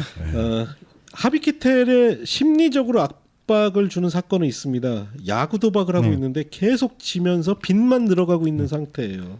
예. 게임 지면 더블로 또 지면 또 더블. 그래도 나는 이길 수 있어라는 그런 자기 충족적 예언을 가지고 계속 이제 고집을 하지. 그러다가 훅 가는 거거든. 그러고 나서 다시 병원에서 태어난 이 수녀를 만나러 가죠. 그랬더니 수녀님의 반응이 용서합니다. 그들을 용서합니다. 그들은 나를 사랑하지 않았지만 나는 사랑으로 그들을 용서하겠습니다. 그리고 이 수녀님의 대사가 좀 충격적인 부분이 사실은 그 겁탈을 했던 두 명은 이미 이 수녀님이 어렸을 때부터 알고 있던 동네 아이들이었어. 동네 아이들이었던 거예요. 하지만 그 모든 것을 사랑의 힘으로 용서를 하겠다고 수녀님이 이야기를 하자 그 수녀의 마음을 도저히 이해 못하는 어떻게 당신한테 이런 짓을 저질렀는데 당신이 그들을 용서할 수 있죠라고 하면서 하비키텔은 울부짖죠. 그때 나온 정확해. 대사가 그거죠. 당신의 용서가 핏자국을 남길 겁니다. 그 그렇죠. 얘기도 있었고 누가 당신에게 그럴 권리를 줬습니까? 라는 왜냐? 대사는 그 청소년 두 명은 어디 가서 그런 범죄를 또 저지를 수 있거든. 그러니까. 사회를 밝게 하려면 쟤 둘을 처단하는 게 맞거든. 근데 그걸 용서한다 그러니까 도저히 용납을 못하는 거죠. 물론 그 수녀님은 이제 신앙의 힘으로 그걸 극복하려는 자세를 일견 보이긴 해요. 하지만 심리학을 좀 공부하면 알다시피 그거는 또 자기 방어를 위한 일종의 인지 균형을 위한 심리 변화이기도 하거든요. 그거보다- 수녀 입장에서 자기가 직접 총 들고 죽일 게 아니면은 자기 심리의 평정을 유지하기 위해서 심리 밸런스를 맞추기 위한 이 인지 심리적 평형을 맞추기 위한 일종의 표현이라고 볼 수도 있다라는 거죠. 그런데 이 영화에서는 그런 어떤 자기 심리 표현보다 아 물론 이 영화는 예. 그런 식으로 예. 표현을 안 하지 신앙심처럼 표현을 하지. 그러니까 대 그레고리우스가 했던 얘기가 있지 않습니까? 영혼을 다스리는 것이야말로 기술 중에 기술이다. 그러니까 이 종교인들은 영혼을 관리하는 사람들이지 사람들의 이 법질서를 관리하는 사람들이 아니거든요. 그렇기 때문에 여기서는 이 아이들의 비록 굉장히 끔찍한 짓을 저질렀지만 이 아이들의 영혼을 돌보는 것은 결국 이 수녀의 역할이었던 거죠. 이 영화가 새로운 영성에 관한 영화라고 봤거든요. 새로운 영성. 그러니까 이 악질 경관에 나오는 하비키텔 이 연기하는 캐릭터는 레미제라블에 나오는 자베레의 자베르의. 전혀 반대쪽 인물이거든요. 자베르가 자신의 신념을 위해서 극단까지 가서 결국은 자기 신념이 잘못됐음을 알고 자살하듯이 여기서는 자신이 극단까지 그러니까 최악의 바닥까지 내려가서 행동하던 것에서 어떤 이 수녀를 만나고 수녀의 목소리를 듣고 비록 이해가 안 가지만 거기서 다시 영성을 받아서 두 아이를 결국 구해내잖아요. 그러면 말이죠. 여러분들은 어떻게 보시는지 모르겠는데 그 하비케이틀은 수녀의 심리를 이해할 수 없다. 그러면서 이제 또 뒤에 가고 이렇게 성당에 와가지고 그 고상 앞에서 막 이렇게 몸부림치다가 자기의 비전으로 이 예수님을 보잖아요. 예. 그러다가 알고 보니까 이건 예수님이 아니라 그 할머니라고 그래야 예, 되나? 할머니. 동네 사는 노인이었다라는 카트를 딱 보여줌으로써 현실을 환기시키는 장면으로 넘어가는데 내 질문은 이겁니다. 하비케이틀 자체를 헛것을 본 거야 라고 감독이 야지를 놓기 위함이었겠느냐 아니면은 실질적으로 그 장면 자체는 그냥 하비케이틀의 심경과 신심을 역점을 둬서 묘사한 건데 마무리만 그렇게 했을 뿐 어떻게 봐요? 영화적 전환점이라고 봅니다. 이 부분이 제일 예. 이 영화에서 가장 중요한 부분을 생각하는 게 아까 제가 잠깐 얘기했던 윤회 또는 이제 그 업보라는 관점이 이 악질 경찰에서 가장 극명하게 드러난다고 보는데요. 그러니까 하비카이텔이 연기한 이 경찰은 계속해서 도박도 보면은 자기가 실패를 하잖아요. 근데 실패한 걸 어떻게든 회복해 보려고 또 다른 수단 썼다가 또 실패하고 내가 어떻게든지 그 실패를 만회해 보겠다고 하는 시도를 통해 가지고 더욱더 깊은 수렁으로 빠져드는 거지. 구렁으로 빠져드는 거거든요. 약도 마찬가지고요. 약도 계속해서 깊은 구렁으로 빠져들어가는데 그때 그 수녀를 만났는데 이 수녀는 자신의 행위를 어떻게 다시 그 원래 정상으로 돌려는 시도 없이 그냥 용서하겠다고 함으로써 윤회를 끊는 모습을 본 거죠. 네, 그리고- 저는 그렇게 해석하는 게 맞다고 네, 보거든요. 그리고 그렇게 볼 수도 있겠네요. 또 다르게 본다면. 아니 그러니까 이 영화 굉장히 종교적인 영화인 게 그리고 새로운 제가 영성이라고 얘기한 게 마지막에 구원을 받는 두 인물 아이 두 아이 있지 않습니까? 이름이 훌리오와 파울로. 훌리와 파울. 그 양아치 강간 먹는 예. 분들. 예, 예. 파울로면 바울이죠. 기독교의 바울이, 토대를 예, 낳았던 바울이죠. 바울이고 예. 훌리오면 보통 라틴어 이름 율리우스 아니면 율리아누스인데 율리아누스라고 하면 우리가 가장 유명한 인물 배교자 율리아누스가 있지 않습니까? 그렇죠. 예. 그러니까 기독교를 붕괴시켰던 인물과 기독교를 성립했던 인물 두 인물을 동시에 살려주는 것. 분명히 그 장면에는 의도는 있어요. 예. 물론 이제 많은 라틴계 사람들이 그런 식의 장면을 이어받기는 하지만 그 중에서 특히 훌리오와 예. 파울로를 골랐다라는 예. 거는 감독의 의도가 분명히 있는 거죠. 의도가 분명히 있죠. 하비 카이텔이 결국은 그 두 친구들을 돈도 주고 버스 태워서 멀리 보내가지고 구원해주는 장면이 있잖아요. 그 장면도 역시 마찬 아까 제가 말한 윤회의 관점에서 이 아이들에게 윤회를 끊어주기 위한 행위라고 생각하거든요. 자신은 이미 그 윤회 속에 깊이 빠져들어가 더 이상 끊을 수 없게 돼 있지만은 그러니까 업보의 반복을 이미 예. 수녀가 수녀는 복수하는 게 아니라 용서함으로써 업보의 순환을 끊는 걸 본 예. 하비카이틀이 그 방법을 자기가 실천했다라는 그 거죠. 방법을 이용해가지고 구렁으로 빠져들기 시작할 수 있는 그들을 윤회에 빠져나가기 위해 자신의 힘으로 구원을 준 거고 그리고 자신은 이제 마지막에 가던 거고 순교 형태로 가는 것이 아니냐. 근데 그렇지 않게 보는 또 저는 순교 형태는 저는 정반대 해석인데요. 저는 아벨 페레라 영화의 주인공들은 구원받지 못한 자들의 이야기라고 생각을 해요. 네. 항상 그렇지, 구원을 예. 바라지만 예, 그러니까 뭐냐면 수녀의 이야기를 듣고 울부짖잖아요. 예수의 형상을 보고 예수를 보고 이거는 한풀이에요. 말 그대로 뭐냐면 무슨 얘기를 해요? 나처럼 이런 나쁜 놈도 용서받을 수 있나요? 그렇죠. 여기서 자기에게 구원의 기회가 왔다라는 저는 느낌을 받았어요. 하비키텔이 나처럼 이런 내가 이렇게 나쁜 놈인데 구원받을 수 있나요? 그 다음 행동이 바로 그 두 청년을 강간범 두 놈을 두 놈을 구원해 주는 거잖아요. 하지만 결국 본인은 구원받지 못한 거잖아요. 그게 일단 구원의 기회가 왔고 예. 그래서 그 아이들을 놓아주는 행위가 사실상 자기는 그러면 죽게 된다는 걸 알거든요. 예, 예. 희생행위죠. 그래서 이 영화는 사실상 그 결말은 희생과 구원에 관한 내용을 그냥 딱 고스란히 보여주는데 그 희생 행위가 이루어지는 게 트럼프 플라자 앞입니다. 그렇죠. 예. 그렇지만 다 여러 가지 견해들 다 종합하면서 사실 얘기해 본 말이죠. 인과응보예요. 그러니까 아무리 하비카이틀이 나쁜 짓을 하고 수녀의 그런 이 성스러운 거룩한 행동을 보면서 다른 인간이 되고자 결심을 해서 그 강간법을 처단하거나 체포하지 않고 풀어주긴 하지만 끝에 가서는 라이벌 게임에 의해서 끝장이 난다는 점에서 아무리 그래도 인과응보는 멈추지 않는다라는 시각을 또한 보여주고 있죠. 결국은 끝내 결국은 구원받지 못해요. 아벨 페레라 영화의 주인공들은. 하비키틀이 구원하고 싶었던 거는 자신의 영혼이고 예. 이 아이들을 풀어주는 것도 결국 용서라는 건 이 영혼을 구한다는 것이거든요. 네. 그러니까 자기 자신을 스스로 용서하는 행위이기 때문에 구원받을 수 없는 거죠. 그 희생도 딱 죽고 나서 동양인 여성만 처음에 신경을 쓰지 않습니까? 아무도 그냥 네가 죽든 말건 신경 안 쓰는 거죠.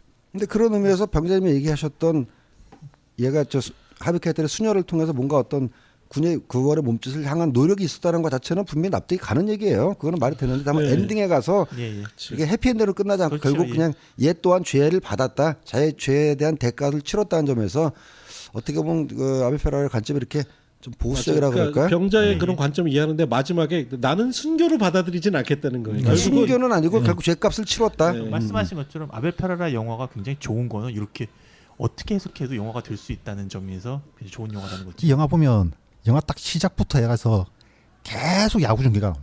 예, 야구 중. 심지어는 왜냐하면 야구 도박을 주로 하고 있으니까. 그거보다 이 영화가 어느 정도까지 야구를 집중하냐면 심지어 그 하비키텔이 훌리오와 파울로를 잡으러 갔을 때 얘네들이 야구 경기를 보고 있거든요. 예. 그런데 잡혀가는 와중에도 얘네들은 계속 힐끔힐끔 그 야구 경기를 계속해서 봅니다.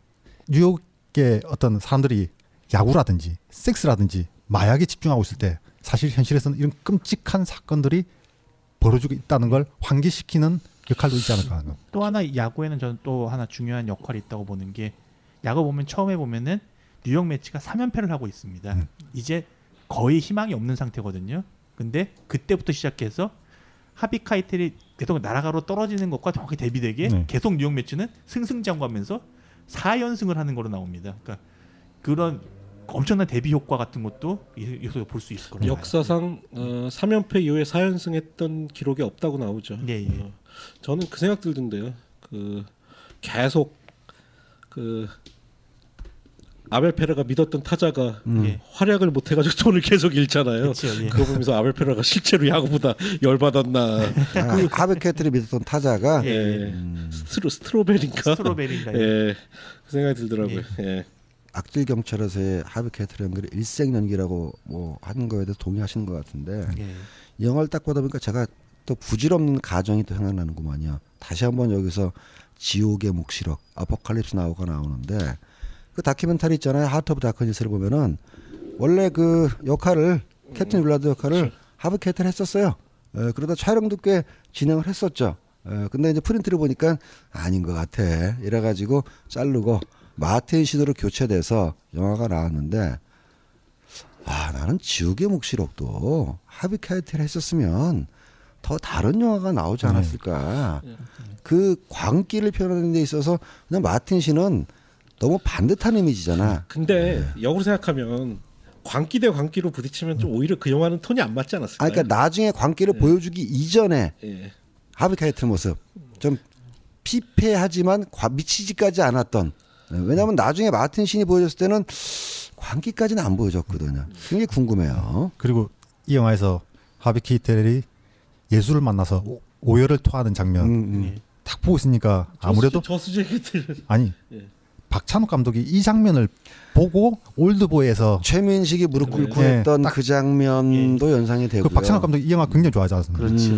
저는 그 장면 보면서 연기 톤이 저수지의 개들에서 마지막에 내가 이렇게 아꼈던 얘가 배신자였어. 그래서 울부짖는 거랑 연기 톤이 완전히 똑같더라고요. 가만 이 영화가 몇 년 영화라고요? 지금 이거는, 예, 먼저 나왔어요. 저수지보다 먼저 나왔구나. 그래서 저수지의 개들의 하비 케이텔의 연기의 원형은 여기에 다 담겨 있구나 생각 들더라고요. 그럴 수도 있겠네. 이 영화에 하비 키텔 연기에 알파에서 오메가까지가 다 다 담겨 있어요. 들어있고. 그랬던 형이 왜 우리 또 영구 형님 영화인 출연하셔가지고 배우니까 뭐 돈 주면 해야지. 주윤발도 뭐 저 드래곤볼을 왜 출연했냐고 물어보니까는 와이프 핸드백 값 벌라고 출연했다고 자기 우리 얘기했구만. 예, 우리가 스토리 마저 소개도 안 했는데 그냥 자연스럽게 이야기 속에서 나왔는데요. 그렇게 예수 앞에서 자신의 죄에 대해서 용서를 구하며 제발 자신을 좀 구원해 달라고 울부짖던 하비케틀은 그 수녀 강간범들을 이 도시를 떠날 수 있게 도와주죠. 예. 그렇지만 그 마지막 장면은 알 수 없는 누군가의 총을 맞고 그 쓸쓸하게 또 죽어가면서 영화가 끝이 납니다. 알 수 없다라기보다는 그 아니고. 도박빚을 네, 도박빚이죠. 가지고 있던 그놈으로 추정되는 뭐 예. 샷이 멀어가지고 얼굴은 안 보이지만 오죽 나쁜 짓을 많이 했는데 누가 죽였는지 알겠어요. 그리고 이 영화에서 수녀가 하는 말이 있거든요. 이 자기를 겁탈했던 아이들을 가리키면서 이 슬픔과 분노에 찬 빈곤한 아이들이라고. 예. 종교가 이 아이들에게 해줄 수 있는 것은 영혼을 돌보는 것이고 결국 그 외에 나머지는 시스템에 해야 되는데 이 시스템의 역할을 하는 하비키트는 맨날 약에 찌들어 있고 완전 붕괴 상태지 않습니까? 연기 얘기를 마무리하자면은 예. 그 계속해서 얘기 나오는 하비카이트를 성당에서 무릎 꿇고 막 예수한테 하소연하고 그런 장면 있잖아요. 예, 예. 그거 말이죠. 잘못하면 정말 손발이 오그라드는 오버 연기의 극치거든. 그렇죠. 예. 근데 저는 그렇게 뭐 과잉이다 오그라든다라는 느낌 안 받았어요. 정말 저 사람이 뭐라 그럴까 절박하구나라고 느꼈기 때문에 하비케이틀은 훌륭한 배우야. 그 이전에 쌓아왔던 감정들이 있으니까. 그 씬을 그럴 수 있겠다라고 바로 납득시키게 만드는 거죠. 이 얘기로 마무리를 좀 해야 될 것 같아요. 그 이제 피어시티를 제외하고 세 편의 영화가 공이 결국은 자기가 빠진 늪에서 빠져나오지 못하는 인물들이 묘사를 하고 있거든요. 그래서 제가 아까 설명드린 것처럼 결국 구원의 이야기를 하지만 구원받지 못하는 사람들이에요. 예. 주인공들이 전부. 그리고 비참하게 죽음을 맞이하죠. 그 세 편을 관통하는 결국 아벨 페레라의 태도는 어떻게 우리가 묘사를 할 수 있을까요? 구원을 불가능하다는 이야기를 하고 싶었던 걸까요? 그거보다는 어쨌든 결국 변화에 관해서 얘기를 하는 거라고 생각이 드는데 악질 경찰 이것도 대사를 하나 인용하면 이런 대사가 있거든요. 참, 뱀파이어는 참 좋겠어. 다른 사람들 피를 먹고 사니. 하지만 우리는 우리 스스로를 먹어치워야 하는데. 페라라 감독이 갖고 있는 태도가 그런 것 같거든요. 우리 스스로를 먹어치우지 말고 어떻게든 같이 살 수 있게.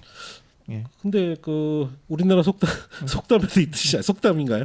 사람이 변하면 죽는다고. 세 편 다 변했더니 죽었잖아. 사람은 예. 끊임없이 변합니다.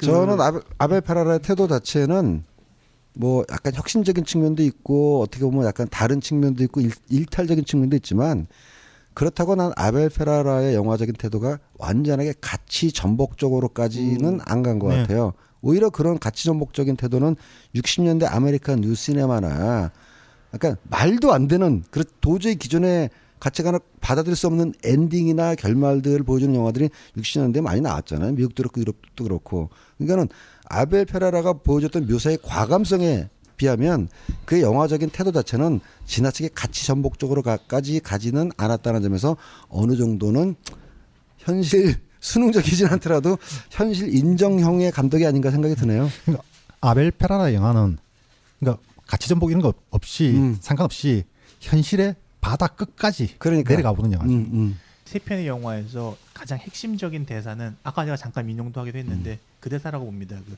수녀에게 하비 카이텔이 울부짖으면서 하는 대사. 누가 당신에게 그들을 용서할 권리를 줬습니까? 그들을 구원할 권리를 누가 당신에게 준 겁니까? 예. 그러니까 결국은 구원을 할 수 있는 권리는 누구에게 있느냐? 근데 그러면은 이거 아벨 페라라 종교를 한 번 더 확인을 해봐야겠는데. 아니 카톨릭 베이스인 건 틀림없어요. 카톨릭 베이스에서는 되게 그러면 도발적인 질문 아닌 건가 오히려? 도발적인 질문이지. 그렇다고 해서 완전 신성을 부정하지도 않잖아요. 당장 저같이 그러니까 지금 얘기한 부분이 아까 딱 미랑의 질문에 해당하는 부분이잖아요. 저도 카톨릭 베이스만 이런 얘기 하고 있어요. 어쨌건 예. 성직자의 일과 예. 우리의 일은 같지가 않다는 거죠. 성직자들은 영혼을 돌보는 사람들이고 우리는 현실을 살아가야 되는데 예. 그럼 현실을 살아가는 우리는 무엇을 해야 하는가? 다른 말로 보면은요. 그 악질 경찰의 하비 케이틀은 예. 유다라고 볼 수도 있는 거예요. 현실 속에서 온갖 악행을 저지르고 살면서도 끝에 가서는 구원을 주장하지만 거기에 대해서 이렇게 그러니까 왜 지저스 크라이스트 슈퍼스타 락 뮤지컬을 보면은 그 당시 그게 혁신을 불러일으켰던 게 기존의 종교적 관점에서 유다를 배반적으로만 보지 않고 인간적인 고민을 하는 신화 속의 예수와 현실 속의 예수사를 보면서 계속해서 이제 유다는 당신은 무엇이면 왜 이렇게 뭐랄까 현실을 부정하고 이렇게 뭐 이런 얘기를 하니까 그러니까 예수에 대한 일단 반항적 태도를 가진 제자로 설정돼 있잖아요. 나는 예. 하비 케이틀이 향당에서 그렇게 얘기할 때 상당 부분 그 지저스 크라이스트 슈퍼스타에서 나중에 유다의 노래가 나왔거든요. 예. Every time I look at you, 나 당신 볼 때마다 이해할 수 없어.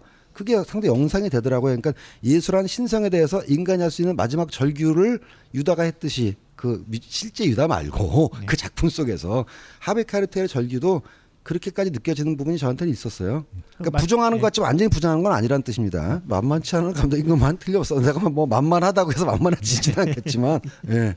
저희가 오늘은 아벨 페레라 사실 요구가 좀 있었어요. 많이 관심들이 있으셔서 저희가 좀 급하게 다뤄봤는데 이런 젠장 녹음하고 있는 사이에 전화가 왔는데 제가 내일 약속이 있어서 오늘 넘겼더니 내일 약속 취소하자고 전화가 왔네요. 살다 보면 그런 일들은 항상 일어나기 마련이고 원래 인간 세상은 부조리한 겁니다. 예, 정말 부조리하네요. 예. 이게 바로 딱 아벨 페라라 영화에 나오는 바로 그 상황인 겁니다. 예.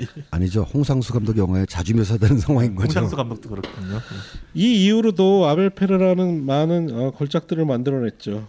어딕션도 있었고 예. 퓨너럴도 있었고 개인적으로 바디 에일리언도 굉장히 좋아요. 바디 아일랜드 있었고 예, 뭐 블랙아웃도 있었고 최근에는 그렇게까지 국내에서 영화들이 많이 소개되고 있는 것 같지는 않아요. 하지만 꾸준히 만들고 예, 만들고 영화는 있어요. 계속 만들고 계시죠. 보니까 최근에 빠졸리니 영화 만드신 것 같더라고요. 예. 다큐멘터리 아닌가요, 그거는? 예, 그런가? 예, 이것도 한번 보고 싶네요. 아벨 페라라가 그리는 빠졸린이라 굉장히 보고 싶네요. 예. 아벨 페레라는 뭐 중후반기 작품들은 저희가 나중에 다시 한번 더 다루는 걸로 하고요. 오늘은 초중기작 이렇게 4편을 다뤄봤습니다. 아벨 페레라는 독특한 위치에 있어요. 분명히 B급 영화를 만드는 것도 맞는데 예.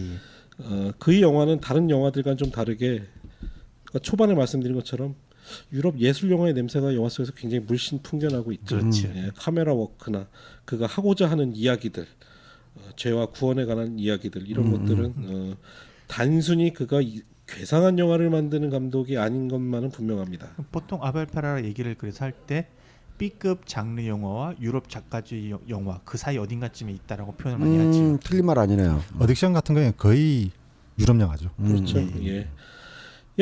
오늘 저희가 아벨 페라라 특집을 마련했는데 어떻게 들으셨는지 모르겠네요. 아벨 페라라 감독은 요청도 많았고 팬도 많으신 것 같아요. 저희가 또 나름대로 부족한 아마 저희만의 시각으로 다뤄봤고 나중에 또 그 이후작들을 다뤄보도록 하겠습니다. 여태까지 나중에 이후작 다룬다고 공약해서 성사된 감독 하나도 없는데 하나 있죠. 김기영 감독. 그거는 이제 급조된 거고. 근데 이해 들으신 분이 이해해 주실 게 저희가 안 하려고 해서 안 하는 게 아니라 아직 다루지 못한 다른 감독들을 먼저 다루고 난 다음에 이불을 하는 게 맞지 않을까 해서 안 하는 것이지 저희가 공약을 미루고 있는 것만 아닙니다. 예. 저희가 뭐 이제 데이비 크로넨버그 2나 데이비 린치 2를 시작하면은 여러분들은 알아서 쟤들이 아이템이 떨어졌구나 그렇게 생각해 주시면 그러다가 봐야지. 예. 하여튼 이번 주도 길게 들어주셔서 감사드리고요. 다운로드 많이 들어주시고 실시간 많이 들어주시고 댓글 달아주시고 후원 좀 많이 해주시고요. 예, 구독도 많이 해주시고요. 예. 그 감정에 후원 좀 할 때 좀자가 들어가니까 약간 감정이 들어가는데 후원도 많이 해주세요라고 제가 정정하겠습니다. 예. 예. 끝까지 함께해 주신 세 분도 감사드리고 장시간 들어주신 여러분 감사드립니다. 감사드립니다. 다음 주에 뵙겠습니다. 감사합니다.